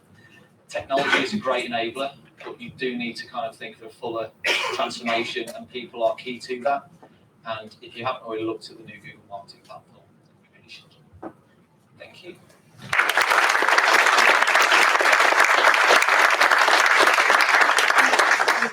Thank you, James. Stay where you are. Thank you very much. Well done, very practical and actionable. Very important question that has come in, and if there are any more, please put them into Slido. It is very technical, and it's very important as well. Is that stripy blue dress? Where does it come from? Because a couple of people really like it. Is it Morella or something like that? Morella? I'll have to find You're out. going to need to ask your wife. Obviously, the message didn't get across. And I'm interested where you got that T-shirt from. We're setting up for the panel. The chair's going to be coming on stage, but whilst we do, a couple more questions for you just to fill the time. Please ignore the men in blue shirts who are going to be bringing up the chairs very shortly. And if the panelists could start to get ready to come up as well. What questions do we have here? The new Google Marketing platform. First of all, how do people access it? How do they find it? How do they get into it? Well, if you already use one of the products within the Google Marketing platform, so either being GA360 or any of the now sadly no longer called double-click products, it should have transferred over. So if you do have access to those products, go and have a play around it now. There are some interesting new features, particularly around how you can create audiences and also the central platform that pulls it all together. If you didn't have access to those products before, they are paid products as opposed to Google's free-to-use products, then come talk to me and I can talk you through what the process is. Good. Okay. What part of it are you most excited about that will change for people? You can bring the chairs up. I suppose it's time will tell, and sort of like actually playing around with it already, seeing how you can build audiences in the display and video side of things is really exciting. Very simple, very easy to do, and that's the audience building within the platform is my early take out on it. I'm still playing around with it at the minute.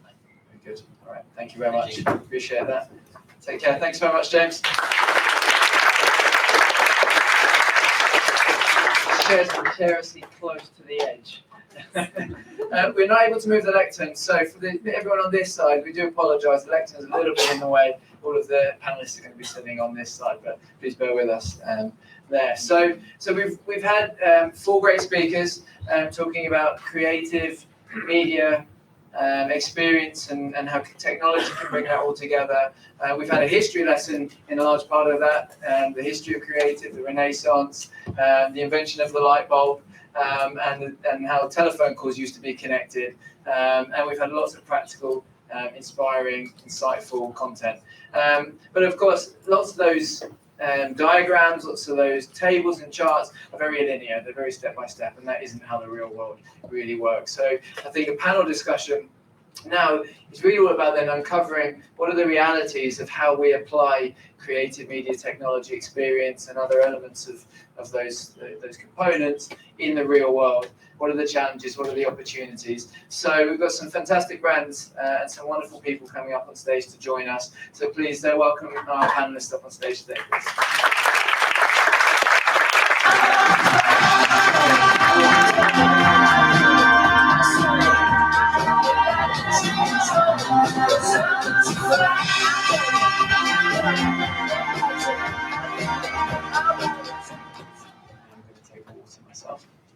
So thank you for joining us today. Would you like to, should we start with some introductions? Would you like to start, Elizabeth, with introduction? Of course. Hello, I'm Elizabeth. I'm from Google, so welcome. I work on the creative agency team at Google, so clues in the name, I work with creative agencies. I've been doing that for about 2 years. Previous to joining Google, I was creative agency side myself for about 10 years. And what I do in my day-to-day work is really work with agencies to help them bring their ideas to life on Google platforms and products. Quite a lot of that is around YouTube because a lot of the main output from agencies still is quite video-based. But it also leads me to other places such as AR and VR, interesting stuff over there. So that's what I do. Hi, I'm Amy Lee. I'm from Charlotte Tilbury, and I am the senior e-commerce manager. So I look after everything globally except North America, so EMEA and APAC. Everyone knows what e-commerce is, so therefore what I do. I've been at Charlotte Tilbury just over a year. Prior to that, I was at Estee Lauder, then Glossybox and Harrods, so kind of always in prestige beauty. So I hope you find something interesting, guys.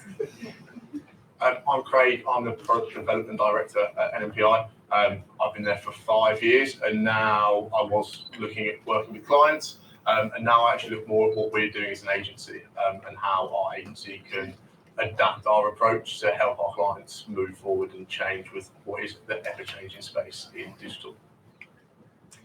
I'm Claire Rampin. I work at a company called Barrel. It's unlikely that many of you have heard of us, but it's very possible some of you will have experienced our product if you've ever ridden one of the Santander cycles in London. The projection that goes in front and essentially eliminates your blind spot is what Barrel does. Previous to that, I was working leading growth strategy at giffgaff and decided I wanted to go back and try and build a startup brand. And so I'm here representing both the media and advertising side of things from experience, but also community-led brands that really put their customers at the heart of their business model and at their brand. And also representing those direct-to-consumer businesses who want to understand how to maintain that relationship with their customers while also scaling efficiently, because it's really quite hard these days. Excellent, thank you very much, and thank you all for joining us today. So this whole session has been about customer experience, and we've really majored on that. Are we making too much of a big deal about it? Is it all it's cranked up to be? So should we start with you, Elizabeth, and we'll work our way down? It is a big deal. It's a huge deal. It's a bit weird in this talk because I've kind of got two hats on. I've got my Google hat on and my creative hat on, and I've interesting point of view from both of those. So with my Google hat on, I'm immediately reminded of our #1 principle at Google, which is focus on the user and all else will follow. And that has kind of stayed with Google for Google's 20 years this year. And since the beginning, that's the mantra that we've always followed, and that goes through our products that we create, through all the experiences that we make for our customers. And I think it's really simple, but actually quite brutal in terms of being really strict about making sure everything that we do is basically focused on the user, focused on the customer. So if that's something to go by, I'd say it's very important. On the creative side, I came back last month from Cannes Lion this year, and it's really interesting to see how the creative industry are really responding to experience as well, and really kind of recognising the value that experience has and also the role creative has in that. So interesting categories been announced. There's a whole category for experience, which is telling in itself. And really recently, which I think is really interesting, there's a whole category for creative e-commerce, which, sort of even 3 years ago, we wouldn't have seen as something like Cannes Lion. So I think if that's a sign as to how important it is, then I'll definitely take that as, it's incredibly important. Thank you. Amy? I echo that sentiment entirely. I think working in a prestige company, customer experience is probably the fundamental of everything that we do every day. So even our tech team, that is the first thing that they consider before we build any requirements. It's the first thing before we think about doing any UXs. We'll create a bunch of different archetypes depending on the consumer that we think, that we know based on the data that we have that is visiting the site. Customer experience in beauty is quite a different kettle of fish, if you will. I think it's largely down to the fact that it's an extremely personal purchase for men and women. I think for us, and at Charlotte Tilbury and certainly in previous roles, customer experience has to remain at the forefront because of the risks if we don't do it right. I think from anything, whether it's a delivery proposition or your gift wrap or whatever it may be, if it's not perfect and if it's not super, super easy, then it's really bad. The customer doesn't have a kind of, it's okay, I don't mind, certainly not in the prestige industry. So for us, it is the #1 thing that we do every day. I agree with that, and I think what we've noticed here is there's actually not really any such thing as a good customer experience, because that's what we expect nowadays. Everything that's been called out has been about bad customer experiences, and I think that shows where we are. I can't even remember the last time I went, wow, that was an amazing experience when it comes to advertising or going on someone's site, but I remember if it was terrible and if I had a bad experience. And I think, unfortunately, that's where we've got to, is we expect so much, or consumers expect so much, that that's now where our customer experience sits, is our customer experience is delivering exactly what the client is trying to do when they're trying to do it. And if we don't do that, then unfortunately we'll end up with a bad customer experience. And from a media side, you can drive the best traffic in the world. If that person lands on site and it's not a very good site and they have a bad experience, they won't convert. It doesn't matter how qualified that traffic is. So you've got to make sure that everything ties together, which I think a lot of people have touched on today. Yeah, I take it even further than that and say that, so I have to put my acquisition hat on, and I'm always thinking about how I can grow a brand with the least amount of money possible, and make it more efficient. And if what you find is that a lot of your traffic starts getting driven by word of mouth or organically from people with that high NPS score, that's where you start to make your efficiencies. If you're growing a brand and you're depending entirely on paid media, much as I love it, it gets people in through the door, you're going to be in trouble quite quickly from a financial point of view. So I think it's beyond just getting them on site and converting them. It's actually making sure there's advocates of your brand and that they're going to be loyal to your brand and spread the word for you on your behalf. Okay, good. So it's a good topic that we're discussing. But if it's so important, and we've had all of these presentations, and there's lots of other content that we could refer to, what are the challenges? What are the barriers that you experience? Perhaps Amy, we can start with you. Yeah. Toby experience. Many. I think the biggest and the one that always comes to front of mind, and it's constantly in conversations internally, and particularly because Charlotte is at the forefront of our brand, she's incredibly involved, which is brilliant, but also it's difficult when you're trying to get to certain levels of creativity, because her stamp is always going to be the fundamental first stamp. So I think that is a challenging thing. I think the bigger problem is scale, and I know we might kind of discuss this in a little bit more detail as we go along. We are, for those who don't know, the fastest ever growing beauty brand in the UK, and we are pretty much the size that MAC were after kind of 12 years, after 5. So just to kind of give, in terms of gravitas, trying to keep up with that in terms of growing a team, we're now nearly 1,000 people worldwide, and maybe bigger than people anticipate. So I think us knowing how do we all agree on one source of truth. We're currently in the process of kind of trying to work that out in terms of the tech team in particular. What is our data and who should we all be going to, and what is the source, and is it something that needs to be collaborative, or should it be siloed? And I think there is arguments for both. So I think definitely scale, and I think working for a brand where a founder is so close is also challenging, because you just need to make sure that you're always balancing between what a customer wants and maybe what the brand wants. So they're the biggest two things for us, I would say. Claire, how would you? What challenges do you find in your experience delivering, great customer experience? Really good question. So I suppose Beryl in many ways is, particularly as a direct-to-consumer brand, is really not as far along that journey at all. Thinking back to the days at giffgaff, I remember I actually joined giffgaff, then left, and then came back again, and I kicked off a personalization project, and then 2 years later arrived in it, inched forward a tiny bit, but it was still very much in progress. And I think it's managing to get that and we've talked about it quite a lot already, but that really, really big challenge of getting all your data together to a point that you can trust it. I don't think anyone's cracked it yet. Mm-hmm. I spent 2 years trying to do that. So yeah, it's interesting to start it again from the beginning. To, I think, the point that was made before about digital transformation being necessary, is kind of cool to start from flat for nothing and be able to actually just create everything digitally first. Yeah. But yeah, certainly at my stage, we're not at the point that we can be as sophisticated as it. It's quite an interesting concept, because what you're saying is that some of the legacy of established businesses holds them back, and that gives an advantage to new businesses. Absolutely. Don't have that legacy to contend with. Elizabeth, from a creative perspective, we saw some fantastic creative concepts, high impact earlier on, but what are the barriers and the challenges that brands and their partners have in actually getting those onto the devices of the consumers? I think with any threat or challenge, you can very quickly flip that into an opportunity. And I think creative or any type of speaking here is the choice that people have to actually disengage from your experience altogether.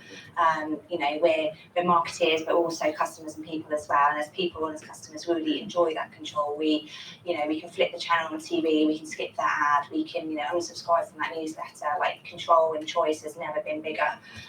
So that is a threat, because we can create this amazing experience and no one will even get to see it. The upside to that, the opportunity to that, is whilst we're so much quicker at tuning out of what we don't want, we are so much quicker at sort of binging what we do want. Just some examples. There's some research to show that chapters in books are getting longer, movies are getting longer. I'm sure I'm not the only one to confess that I'll happily while away weekend binge watching The Crown on Netflix.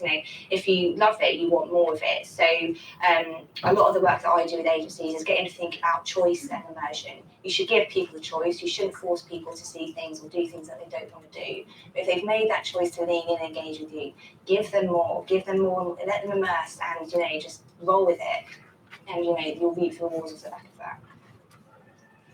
Great, it's really important, but why aren't more advertisers able to achieve more from your experience? I think it's funny because I think it's silos, and we've sort of touched on it. We've talked about creative, we've talked about brand, we've talked about data in sort of 3 segments. So we've even done it here, and that's the biggest thing. I apologise to anyone who works in brand here, but I would say that brand is one of our biggest challenges because brands don't want to adapt.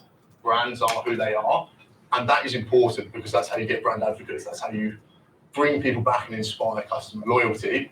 But it's also a danger because if you don't adapt that as your customer adapts and change what you want with that, that can lead down huge issues. That being segmented to one point, they sort of talk to creative, but don't always talk to creative. They might get final sign off.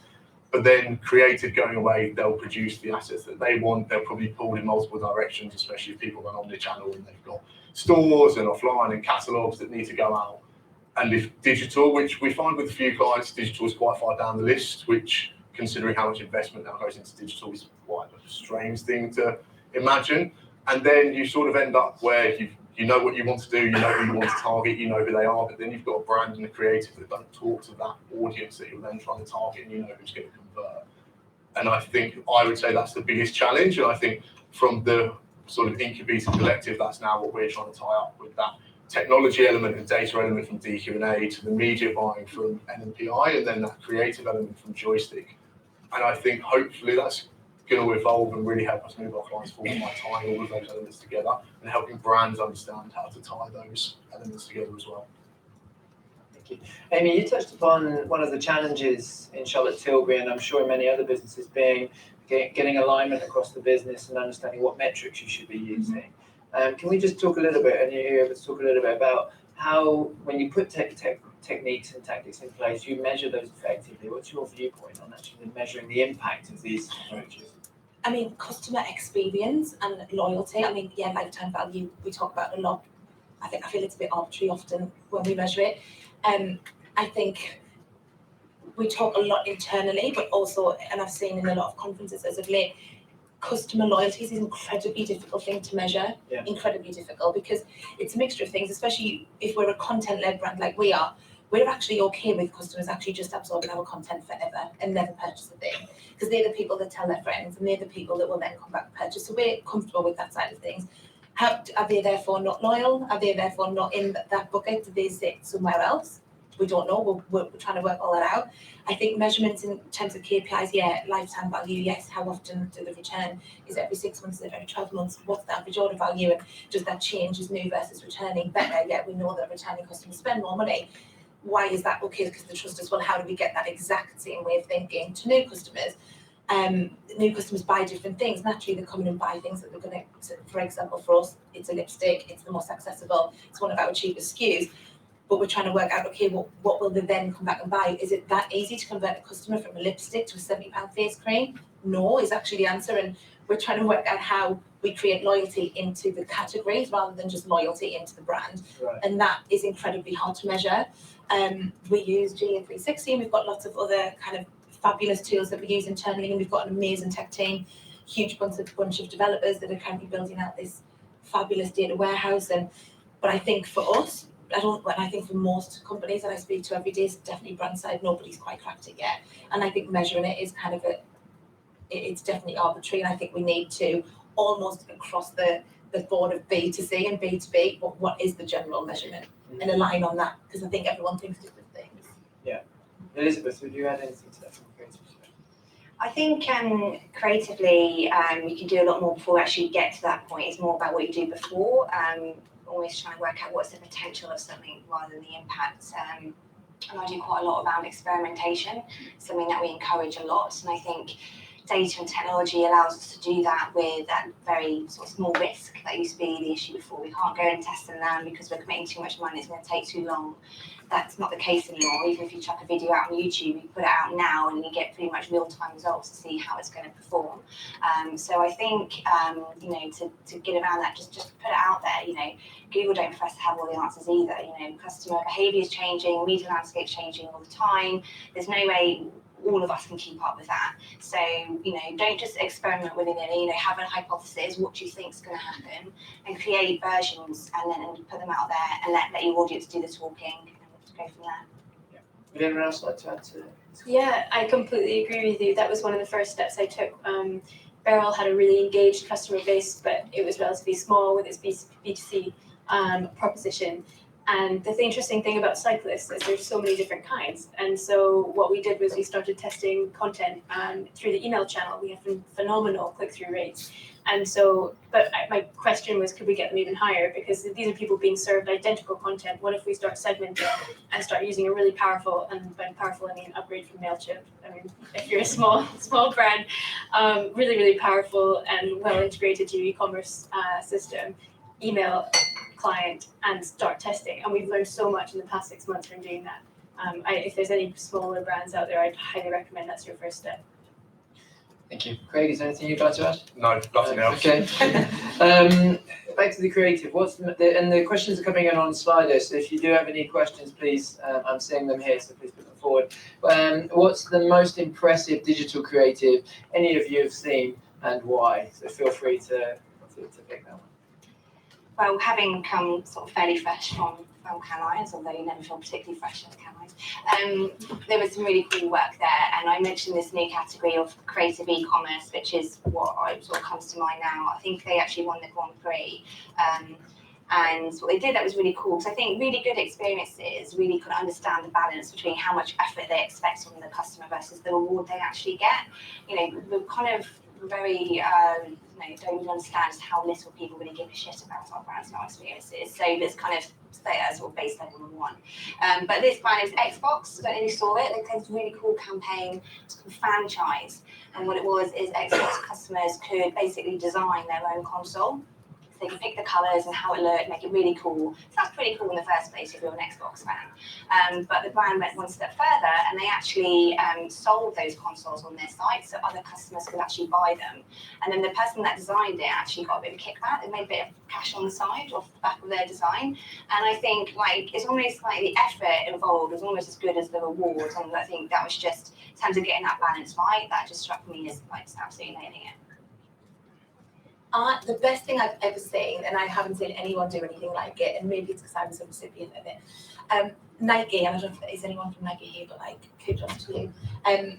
They did a campaign, I think it was way back in 2012 now, and it was half a creative campaign, and it was quite UGC focused, but they kind of put it everywhere. It was outside the store in Oxford Street, and they basically created 100,000 bespoke animations for all of their different customers across the world that use the Nike training apps. They basically used all of the data. I was one of them, so fortunate. And they've got this animation kind of just sent to them. And you got it sent in the app and you opened it and there we go. And it was me, a mini version of me running around. And it was like, oh, remember that time that you ran and did this? You did the 3 peaks challenge. And it literally tracked my year in a mini animation.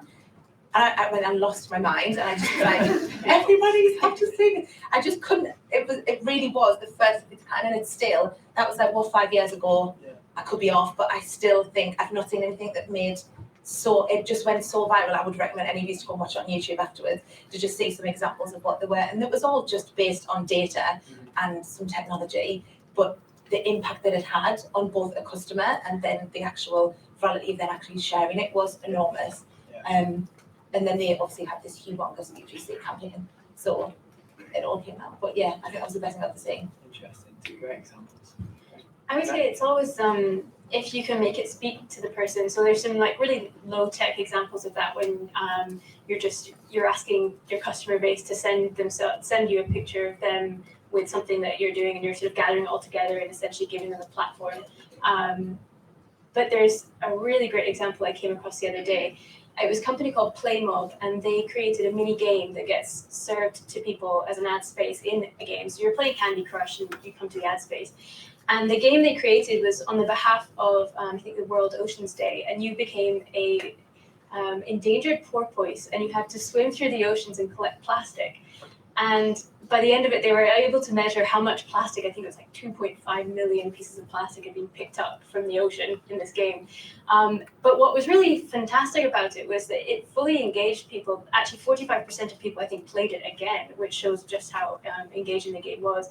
And they also measured the impact in terms of what people said that they would do after. Would they stop using plastic straws? Would they take a reusable bag to the supermarket instead of a plastic one? And it just, for me, was a great example of how truly immersive advertising can be incredibly impactful. Very good, thank you.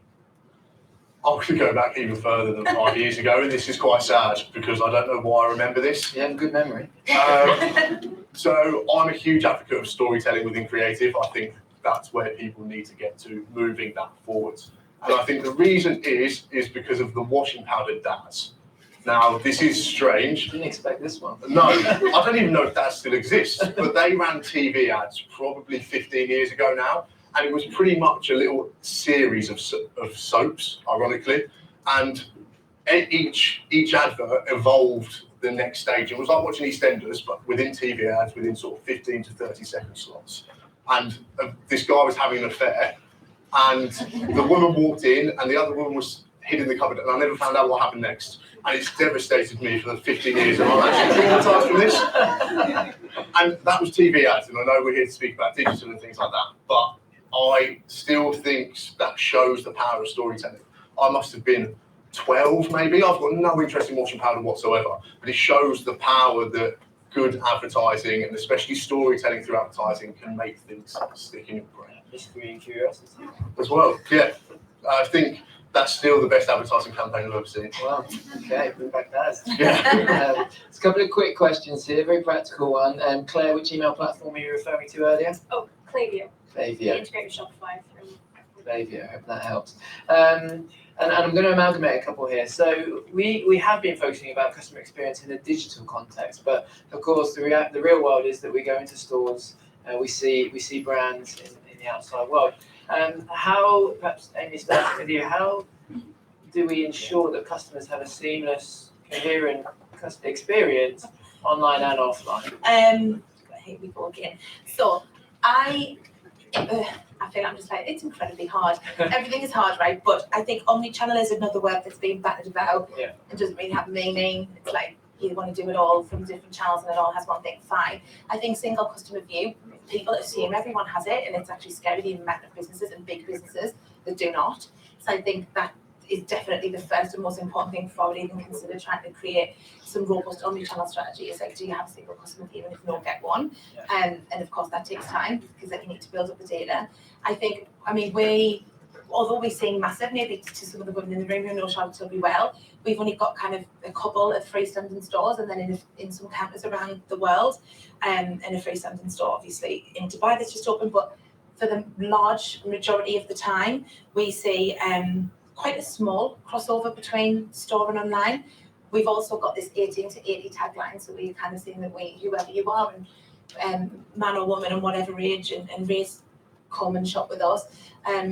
We try where we can to do as much data capture within store to try and draw that picture together. But in terms of the experience, having a makeup artist on hand to actually apply product to you, and as I was saying earlier, to kind of touch on that very lightly again, it's so incredibly personal. And if you're a woman that doesn't actually wear a lot of makeup and you want to learn what that's like for the first time, you're definitely not going to go online and spend £175 like you do, unless you're wealthy and lovely for you. But that's unlikely. And I think for us, it's how do we get those people that actually maybe don't know everything about makeup, and actually the ones that I was speaking about earlier at the minute are just customers of content, that's all they are to us. How do we get them to go into store and experience it and then come back and maybe replenish online? We do try and create that kind of triangular experience. Measuring it again, I would be lying if I said we've nailed it, because we haven't, but we're definitely getting there, and we've got some really exciting insights that we continue to develop to help us inform our on-site experience and our store experience as well. Craig, how are you seeing advertisers, brands, businesses setting themselves up to be able to ensure there is that coherent online-offline customer experience? Not very well. Okay. It's probably the answer in the first place. And for us, the first thing is always trying to measure what's happening in the movement of people between online and store. If you can start trying to measure that and understand how people move between the two, it might be easier to tie them together. If you know that it's your higher end products that are driving people in store, you then know what you should be pushing in store. And that's probably the first bit of that understanding that I think we can help with, and media can really help with. And attribution, yes, it's not perfect. Google have got solutions, Facebook have got solutions, e-receipts are good, but there is no true solution. But if you can at least start trying to understand the people who are moving from online to offline, trying to measure offline to online is obviously almost even more difficult, then at least you've got a base to understand how you should start trying to combine them. And the second thing is break down your silos. We touched on brand, creative, and media. There's then normally a whole other department, which is your offline marketing What department. about people? Chief customer officer, for example, that sits across. Maybe Amy, you're nodding here. What's your views? We don't have a chief customer officer. We have kind of GMs that look after particular regions. So one for EMEA, one for North America, one for UK, and so on. And as we grow, we'll obviously scale that out. We have a really amazing brand marketing department. So they kind of, before anything, before a product launch, before an PA that Charlotte might do, before NPDs, actually development. Not many beauty businesses. PDs for people. Sorry, NPD, so new product development, so new fancy pretty things. But for those that may or may not work in beauty in the audience, to actually be involved in product development from an e-commerce perspective is like slim to none in the industry. It's the opposite at Charlotte Tilbury. So when we're actually now sitting with the product development director every day to go through what are the products that we wanted to see based on the data that we see on site, which is amazing and amazing experience for me and my team as well. There's always that kind of one overview that's an overarching thing that I think people constantly try to talk about within the business, which is how do we make sure that the experience is easy? How do we make sure it's artful? And that we always combine art with commerce. And that is an overarching thing. And that's what we just kind of have to instill in us every day rather than one officer that kind of controls it. Yeah. It's more of an ethos. Yeah. Claire, would you I mean, you covered a lot of it. I think. Sorry. No. To your point on again, the silos of offline and online. I mean, as a small brand, I'm playing the long game. I see the offline channels as a way to scale via distribution, and I will take everything I can in terms of insights from the customers I have a direct relationship with in order to then make assumptions and that I can, because unfortunately, big box stores don't spend a lot of time giving smaller companies their insights. But I will say that it again comes back to that really, really important direct channel and direct route to that customer, and is why we invest in content like you guys do, because it means that you've got this constant communication and conversation with your customer, and you're able to feed that into your new product development as well, which is and then when you get to see those products launch and you see the reaction and people being genuinely taken aback that you've taken on their suggestions and that you've incorporated their feedback, it's really, really phenomenal as a brand. Elizabeth, staying on the online, offline, or the coming together of tools, how are you seeing technology, digitization of billboards, for example, help to ease that, or maybe make it more difficult? I don't know. Can you talk a little bit about that? I think technology just obviously helps put.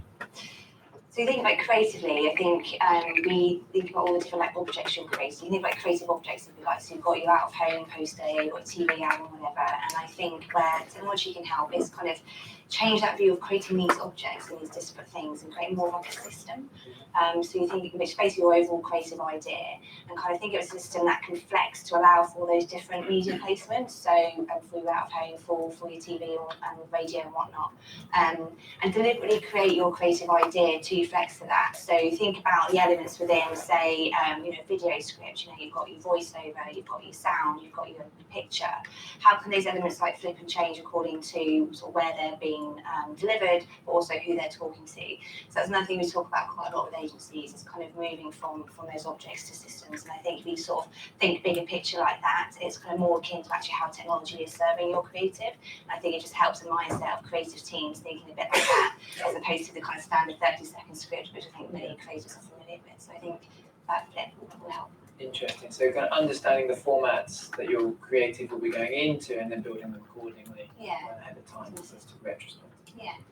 So we're pretty much out of time. So just a quick fun one, right the way along the panel. If 5 years ago it was quite a novel experience to have a taxi be ordered from a mobile phone and pick you up outside, and that was our expectation then, which was that was something that seemed to be novel and a super experience. And today, if it doesn't arrive in 2 minutes, we get frustrated with that. Our expectations are getting higher all the time. What are expectations going to be for customer experience in 10 years from now? That's a good question. Who would like to go first? I'm like, was that on the list? It's come on in the Slido. I don't mind going first because I feel like I have an automatic thing in my mouth or head, whatever. Good God.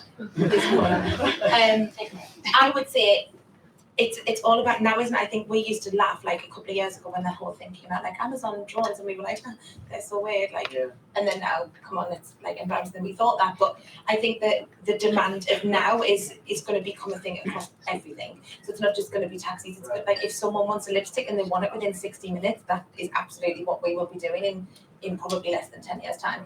I think the expectation is now, and it's perfect, and it's faultless. It should be like the returns process of Amazon is probably one of the main reasons people shop there. Yeah. It's easy, especially in beauty products. If I don't like it, if I have a reaction, if whatever, we have an amazing returns policy at Charlotte Tilbury, but we don't really shout about it. So I think it's being in a position where we go, you know what, like it's a free for all that's controlled. Is probably where I would say. I think someone mentioned voice earlier, so I think that's going to be incredibly intuitive. We're just going to have chats with our brands and companies just like they're our best mates. So I think that's just going to be incredibly natural. And also surfaces. I think everything's just going to be kind of playable and things you can do. There's some amazing stuff doing at Google, a project called Project Jacquard, I don't know if you've seen it. Did a collaboration with Levi's where actually they've got sort of like sleeve of your Levi's jacket and you can sort of stroke the sleeve and it's connected to like your iPod or something. You can turn your music down or you can make a call. So I think kind of being able to interact with your surfaces and then that interaction be very natural through your own voice and through your own conversation. I think that'd be very everyday in 10 years. Yeah. I think it's going to be around the customization and personalization of products and manufacturing. So we already touched on it briefly with the Xbox example. I think that's going to become commonplace, and gone will be the days of really high MOQs for products. It will be a lot more on demand, whether that's led by 3D printing or other types of manufacturing technology advances. Finally, Craig, and then our guys in blue shirts can come and take the chairs off, please. I'll go even further. Roald Dahl, whenever he wrote Charlie in the Chocolate Factory, he already invented the You're a TV. history lesson now, haven't you? He already invented the TV that you could reach in and pick the chocolate bar out of the TV.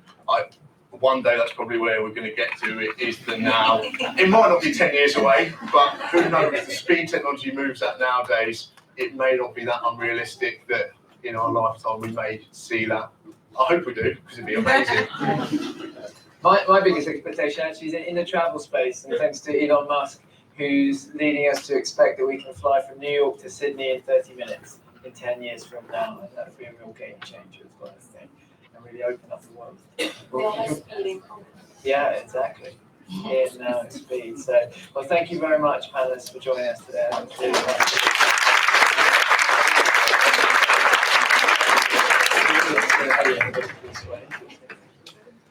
Okay, so we're very, very nearly at the end of our show.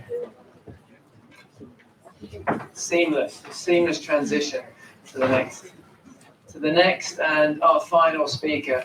We'll go right back to the start. We talked about those wow moments, those moments that make you wonder.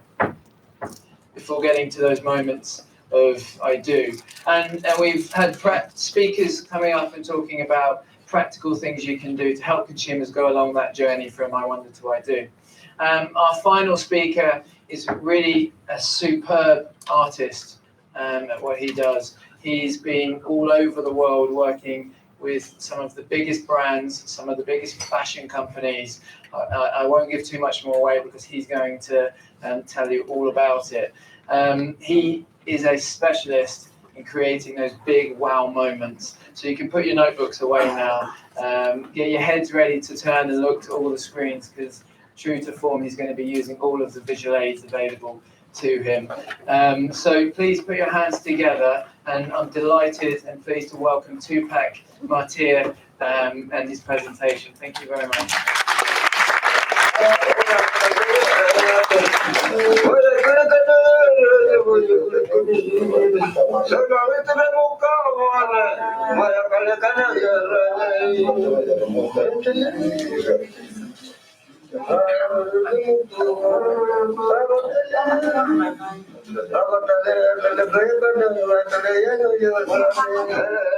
Good afternoon,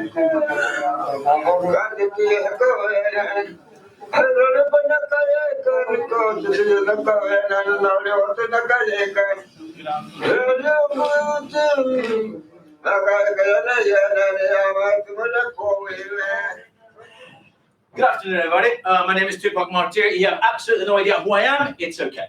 You shouldn't. I only say it because I tend to live behind stage. I tend to live and sit over there. Actually, someone asked me if I could take the mic off, and funnily enough, I could. So really quickly, because I don't have a whole lot of time. My name is Tupac. I was born, yes, that is my name. I know that's the biggest elephant in the room. Sometimes I walk in and is that his real name? Is that a stage name? No, my parents did not love Tupac. He was only 5 years older than me. We're named after the same person. Funnily enough, I was born in Reading, believe it or not. First generation of immigrants. My parents were very smart, therefore they got brought over here to study and do all sorts of things. Then eventually they decided to go back to Mexico. Halfway in there, my mom decided to become a diplomat, so we moved to Milan. And then while I was over there, I got scouted, and I ended up going to school in the States. So first I went to Baltimore, then I went to Omaha. Don't ask me why, but I love Omaha. You've never been? Amazing States. Over there, originally I came in because I wanted to study psychology. I wanted to understand the psyche. I wanted to understand why people did the things they did and why they liked the things they liked. And then halfway through it, I realized I had a whole lot of mathematics. And although I really like maths, I didn't like it that much. When I was 15 years old, my mother, we had just moved to Italy. My mother gave me a camera and she said, this is just so you can take some pictures of wherever we want to go. And little did she know that eventually I was going to become my main thing. And I love taking pictures, especially like sitting down and sneaking around and trying to get, the right angle. And eventually that became my big thing when I was getting recruited. Father Dondo, the Society of Jesus, he's a Jesuit. Don't think I did something weird there. He was shooting for National Geographic. He said, would you be stood here? Which meant that I actually eventually had pictures on National Geographic when I was 20 years old. It was bonkers. But halfway through all that, I'll skip really quickly. I met John Thien, who was my tutor. He taught me how to paint. And then someone else taught me how to draw. And then eventually all that led to this life of being an artist because I wanted to be an artist. It was amazing to be an artist.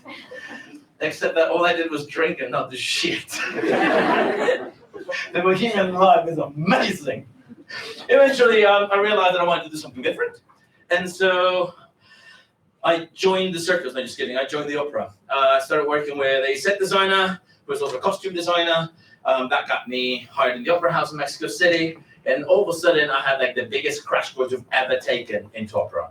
I worked with everybody. I worked with the lighting designer. I had no idea what lighting was at the time. I worked with the video designer. I had an idea. I had a television. I worked with a set designer. I worked with the costume designer. I worked with, and someone thought, who you should help? I was like, who? It's like, they should help the tenor. And I'll never forget sitting in the middle of Bellas Artes with Joaquin Martinez going, can you hear me?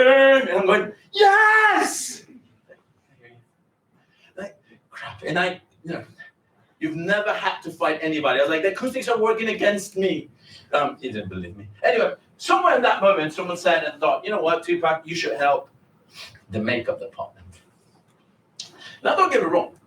When I got told help the makeup department, I thought, yeah, little touch of hair, this something like that. Little did I expect that one day, and this is when I had my epiphany, I was in one knee with a sponge and some color, and I was applying the makeup to the growing of a male dancer. And I thought, I didn't go to art school for this shit. So I quit. Literally, I quit on the spot. And then, just to make things really quickly, because I can talk about this all day, I basically joined 2000s, so lots of marketing, lots of cool events, lots of cool things like that. And one day I realized I didn't want to be there anymore. I needed to get the hell out of Mexico City. All the designers that I really liked were here. And so I said, well, I have a British passport, I'm just going to move back to London. Little did I know that it was going to be harder than what I expected. Not that I expected it to be easier than that, but I didn't expect it to be this hard. Skip 10 years later, I currently own two different studios, two companies. Satori Studio, which is a visual design company for live entertainment, and Satori Tech, which is basically like going to kindergarten. We show up every morning and I go, let's play with this. and you guys play with that, and you guys play with that, and you guys play with that. And then at some point I go, well, that's really cool, that's really cool, that's really cool, let's put it together, and all of a sudden we create something. Why do I tell you all this? Because at the end of the day, I'm just a simple artist who went to art school, who all of a sudden has a 22 people team. And it's absolutely the most fun thing I've ever done in my life. If you've never seen what we do, lights down, this is what we do.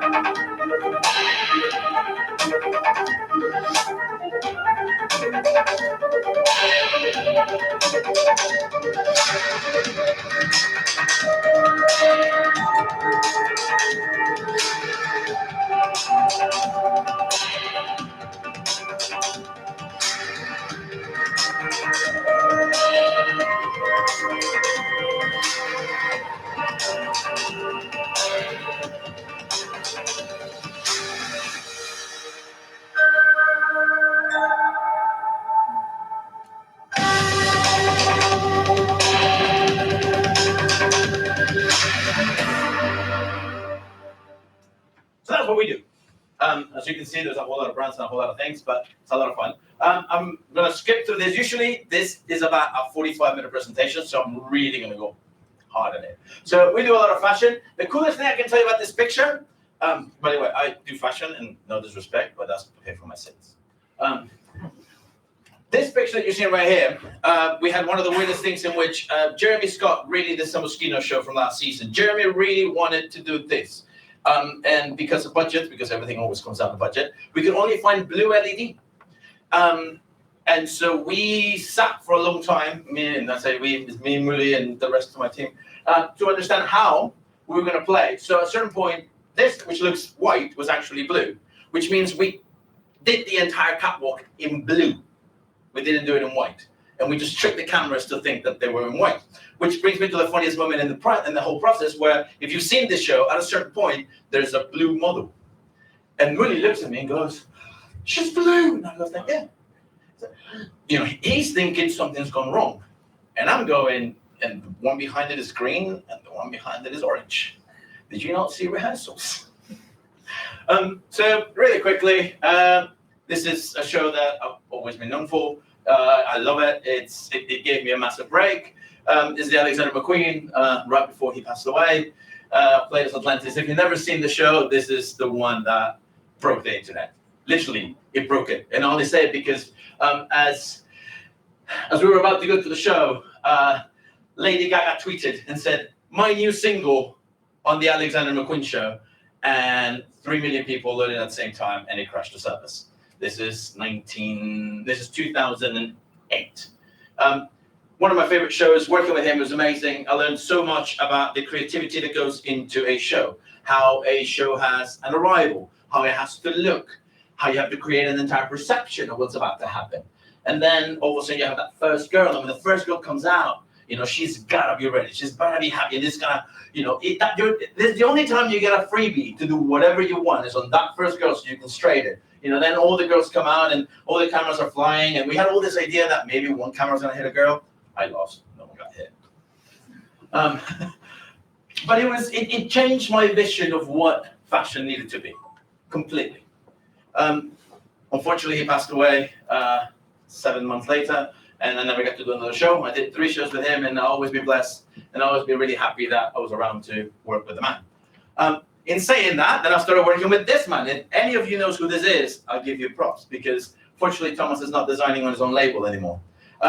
This is one of the guys that I've played the most with since his first season. I remember his first season with this little gallery in East London, and we had like 6 lamps that we stole from another show, and there were about 20 people, 30 people in the audience, and to see him rise to what he was eventually was amazing. Now, this is P3 for anyone who knows, just Westminster, so not far from here. Somewhere over there, I can probably point you out to Kanye West and Anna Winter. There's Kanye. And it was the funniest thing we've ever done, because all of a sudden they all show up and they're all waiting and they're all staring at each other. Going, what the hell is going on here? At the same time, I have all these people that want to come and take pictures of the show because they've heard that it's always a crazy show. So, looks like this. And then literally, I went and turned off the lights one by one. And once everything was dark, we started playing really hard techno music. And for 2.5 minutes, they all sat in pure darkness. And in my head, I'm going, Kanye and Anna Winter are sitting in pure darkness. I can imagine what they're thinking. And then eventually, it looked like that. Now, the coolest part about this shot and that shot and that shot is that there's only 8 lamps turned on and 2 projectors. It was not about the amount of kit that I had in there. It was about how it was going to look to the cameras. And the whole thing that me and Thomas wanted was for people to really be looking at the girls. Was for them to finally look in. And I know it sounds horrible, but I didn't want any social media. I didn't want any phones, because the moment you brought your phone up, it will glare. And he was like, nope, keep it down. You're here to see a show. Look at the show. When you come out, talk about it, do whatever. We'll release pictures. But be there. Be in the moment. That is the most important thing. And a lot of fashion brands sometimes don't get it. You know, I have always all these fights with everybody. And then I started working with this man. And he was a fun person to be around. He just looked at me and went, you know what I want? And I said, what do you want? He's like, I want this. And I said, that's a stadium. He's like, I know. Can you build me one in fashion? On Pier 17 of New York. And we spent, God knows how many hours testing things until I eventually got to the look that I wanted. I mean, that's a stunning view. And I remember just sitting there looking at it going, it's all right. Once again, he gave me all the freedom to do this thing at the beginning, where he said, for the first minute, it's not about me, it's about you. It's about you setting the scene. So when my first girl walks out, there's an expectation. There's something waiting. Everyone knows it's coming. Everyone knows it's coming. They just don't know when. And it's your timing to tell me when they come out. We rehearsed it plenty of times, and then eventually, literally, we made a mistake. And when we did the mistake, he went like that. And that's when we did it. You know, it's one of the weirdest shows I've ever done. I've never been on Pier 17 where one day was scorching hot like outside, and the following day I was wearing a double coat. It was horrible in that sense. But it's amazing the way that it looked, the way that the crowd interacted with the show. You know, once again, I did the Atlanta Winter in a lot of my shows. And she's sitting there looking at it going, I don't understand what I'm looking at. Where is the catwalk? What are we doing? You know. But that's kind of fun. It's quite enjoyable. It's not for everybody, I understand that. But when you look at the show, when you look at those screens and you see how the girls are looking, where everywhere you can go, and then this one we were going, go mad, go at it. Put it whatever you want. Take as many pictures as you want, because you actually had everywhere you wanted to look to do something.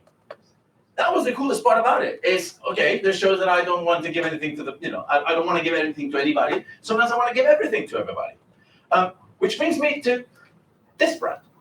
So we've been working with Boss now for about 3 years. And has anybody ever seen this picture? Has anybody ever seen this print? Thought you wouldn't. For one reason. There was actually a show happening outside.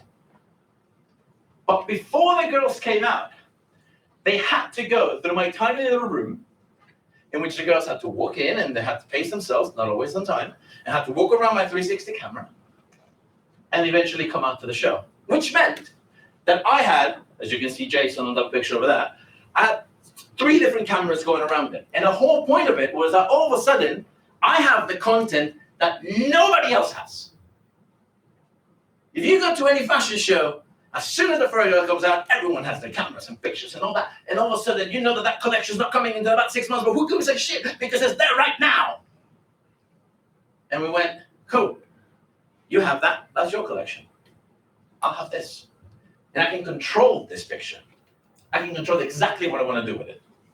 I can give it to them and say, whenever you need to release it, you release it. And at that point, we own the content properly. Not the blogger, not Now Fashion, not Vogue. We own it and we decide when it comes out. And to be fair, it only came out in 2 pictures and a 360 video. You kind of go, what's the point of that? They spent 2 million of those dresses. I do a lot of art because I went to art school, so it kind of comes with the plan. The one I want to talk to you specifically is this too. So this is Unique. Unique is probably the weirdest thing you'll ever hear in your life, so please bear with me. So Unique is made of 12 chapters. They're called the beginning and the end. That's the first and the last. That's smart. The 10 in the middle are called 1 through 10. I'm telling you, I'm brilliant. The whole idea is that you never change the beginning and you never change the end. But the 10 chapters in the middle can be read in any possible way that you want it. Because at the end of the day, you are born and you die, and how you learn your story, how you learn your life, changes depending on who you talk to, who you live with, who you're with. The most interesting bit about it is it's a 50-year project in which the story never changes, the drawings never change, but the way that I present the format every year changes dramatically. And every year I ask 2 musicians to write music for the piece. Now, it's not writing the music for the piece that's being developed on that format that day. It's developing the music in the way that they wanted to do it. So some of them come in and say, Tupac, I read at the beginning, 3, 7, 5, 9. It's fine. I don't have a problem. It's my job to then re-interact with the piece and sketch it together. With the idea that maybe the thoughts that I had back then are still relevant 40 years later. And that there's people that are writing music in 30 years' time that will be used with the first format that I did it. Just like the music at the beginning is being used with all the formats that are coming around it. And the idea is to understand how does format, how does a single idea change over time with the perspective that you have? The first year, I decided to do disc panels. And we cut them, they're all CNC, and behind it, they have a bit of technology. And that's what they look like.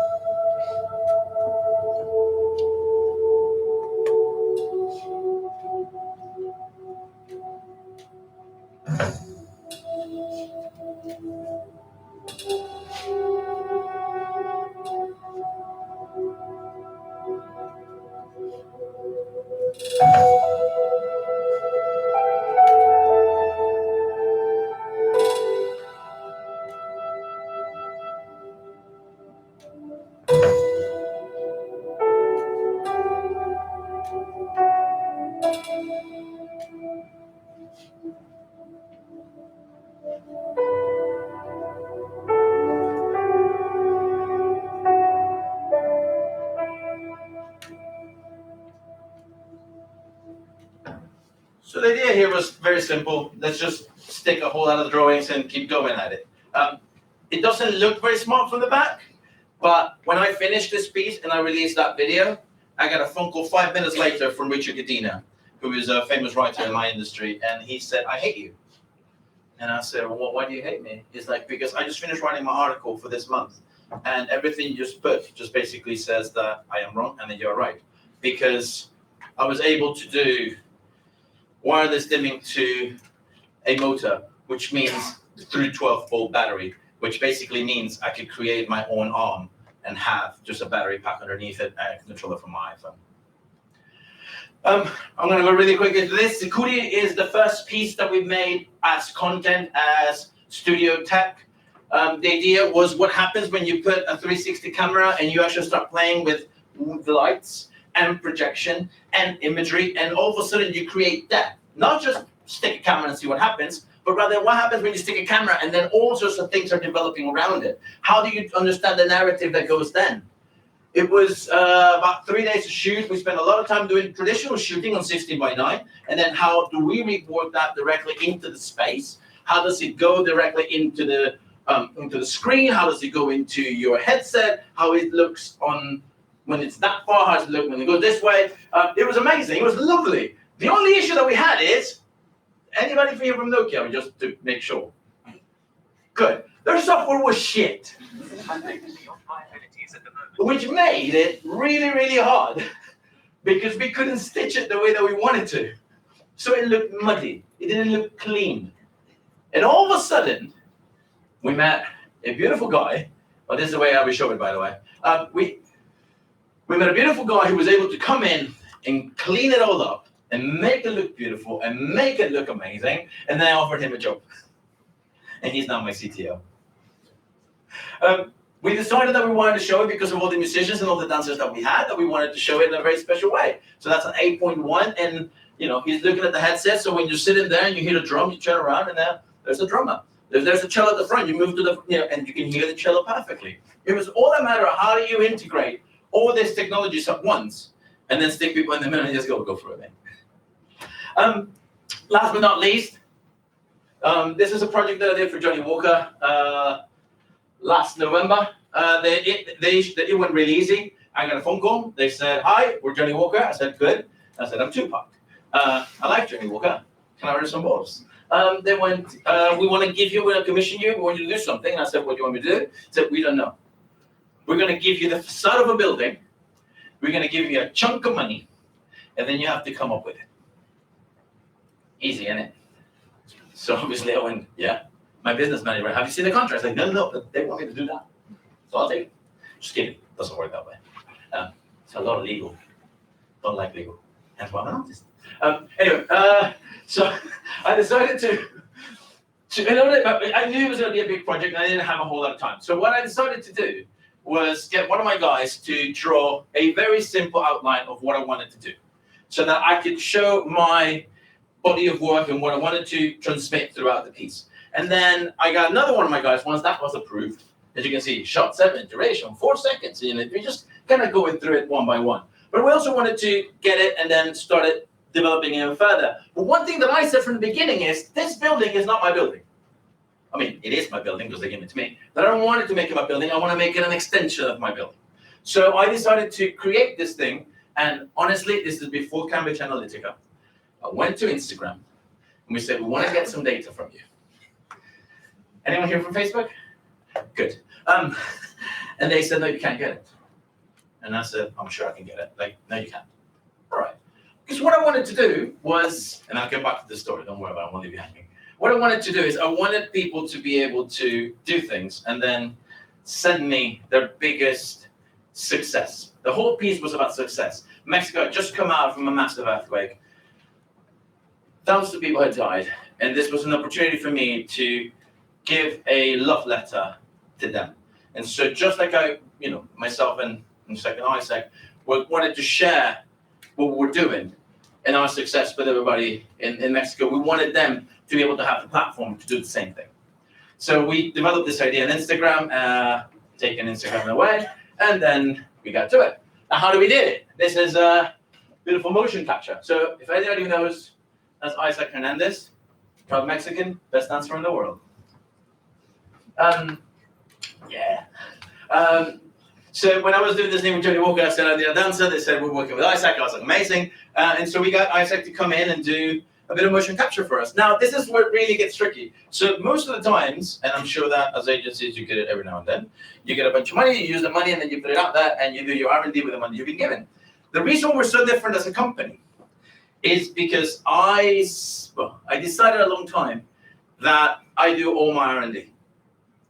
And I don't charge the client for my R&D. My R&D is mine, and it comes in handy when I need it. And the moment that I have it, the moment that I know I need it, and I can use it, and I can go and show the client, and I'm not going, listen, I have this really, really beautiful idea that I want to develop, but I need your money so I can make this. Sorry, that's shit. What I say is, here's your money, here's my idea, here's all the R&D that I've done before, so you know that your money is actually going to create that beautiful piece. It's not going to me to pay all these other technicians so they can learn a trade, so then we can do a piece for you, because by that time, I'm giving you nothing. I'm giving you a tiny piece of what you can do. So we spend about 40% of our gains just on pure R&D. So we can develop the things that we really want to develop. So when this project came along, and we had very little time to turn around, we looked at it and we said, you know what? Yeah, let's grab all the R&D that we've done for motion capture. And that was 18 months of work put directly into 15 minutes that I had of him. And a bunch of other time that I had. Oh, sorry, I thought I had another video there. I was meant to get him for 4 hours. I got him for an hour. And in that hour, we needed to measure him, get him to do everything. I had another girl, Sonia, who's over there. You can see the little picture of her. She's over there too. Who actually did a whole lot of all the other movement that I needed, because I knew how long it was going to take. We sat there and we started measuring the gym. We started doing all these things for them in order to get all the data that we needed. And we went back and forward on it until we got it right. But it just meant that when I got him, I knew exactly what I needed to do. And from there, I started working with 32 artists around the world. Me and Gibran, my associate for the project, we never slept. We had guys in Thailand, Rio, Costa Rica, US, Japan, London, Paris, Italy. Every day we were getting all this information from all of them. But because I had already drawn my idea to the way that I needed to have it, it was okay. We were just managing and making sure that things looked the correct way. Now, going back to the Instagram thing, we ended up doing it. And when Facebook showed up to see how we hacked it, they came and asked us for our API. This is the building. It's 240 meters high. And I decided to just take the middle 100 because, let's be honest, trying to do more than that would be impossible. This is, once again, Isaac. As you can tell, he's doing his famous move. This is poor Sonia trying to do things that we're asking from her and slamming herself to the boards. And literally, because we knew the amount of data we could get out of her, we're like, I've never had to do this information. Somebody, they hit that, they come down, it's like, can you come down a little bit less to your left? And that knee, just a bit more to the right, so we can get the right data for you.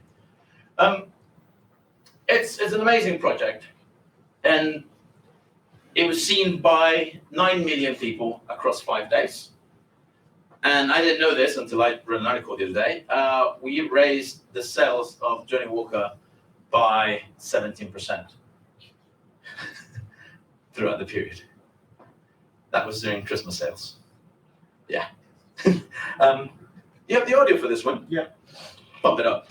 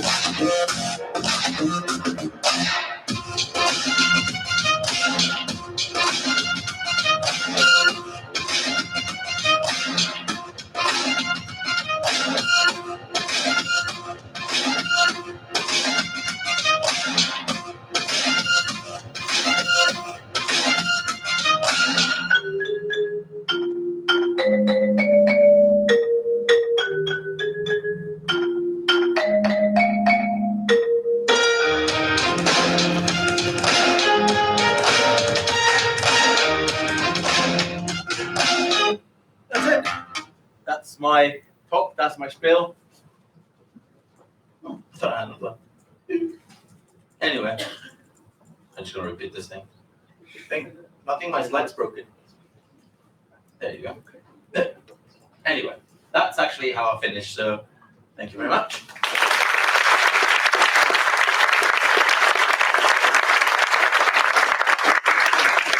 Thank you very much, Tupac. We promised something different, and that really was different, a big wow moment. We're out of time, but I'm sure everyone in the room is going to want to know how you managed to get data out of Facebook. It's something that we all struggle with.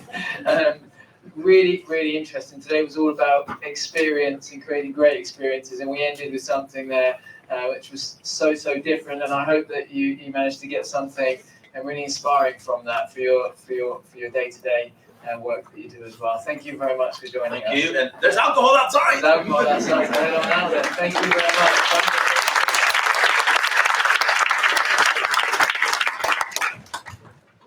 And that's it. So, like Tupac's story, there was a beginning and there is an end, and this is the end. We have food and we have drink outside. Our speakers will all be there. We'd love to speak with you, meet with you, and you're welcome to stay as long as the food and drink is there. So thank you very much, everyone, for joining. Thank you to our speakers. Thank you to Lisa. Thank you to Google for hosting us. And I'll see you all outside. Thank you very much, everyone.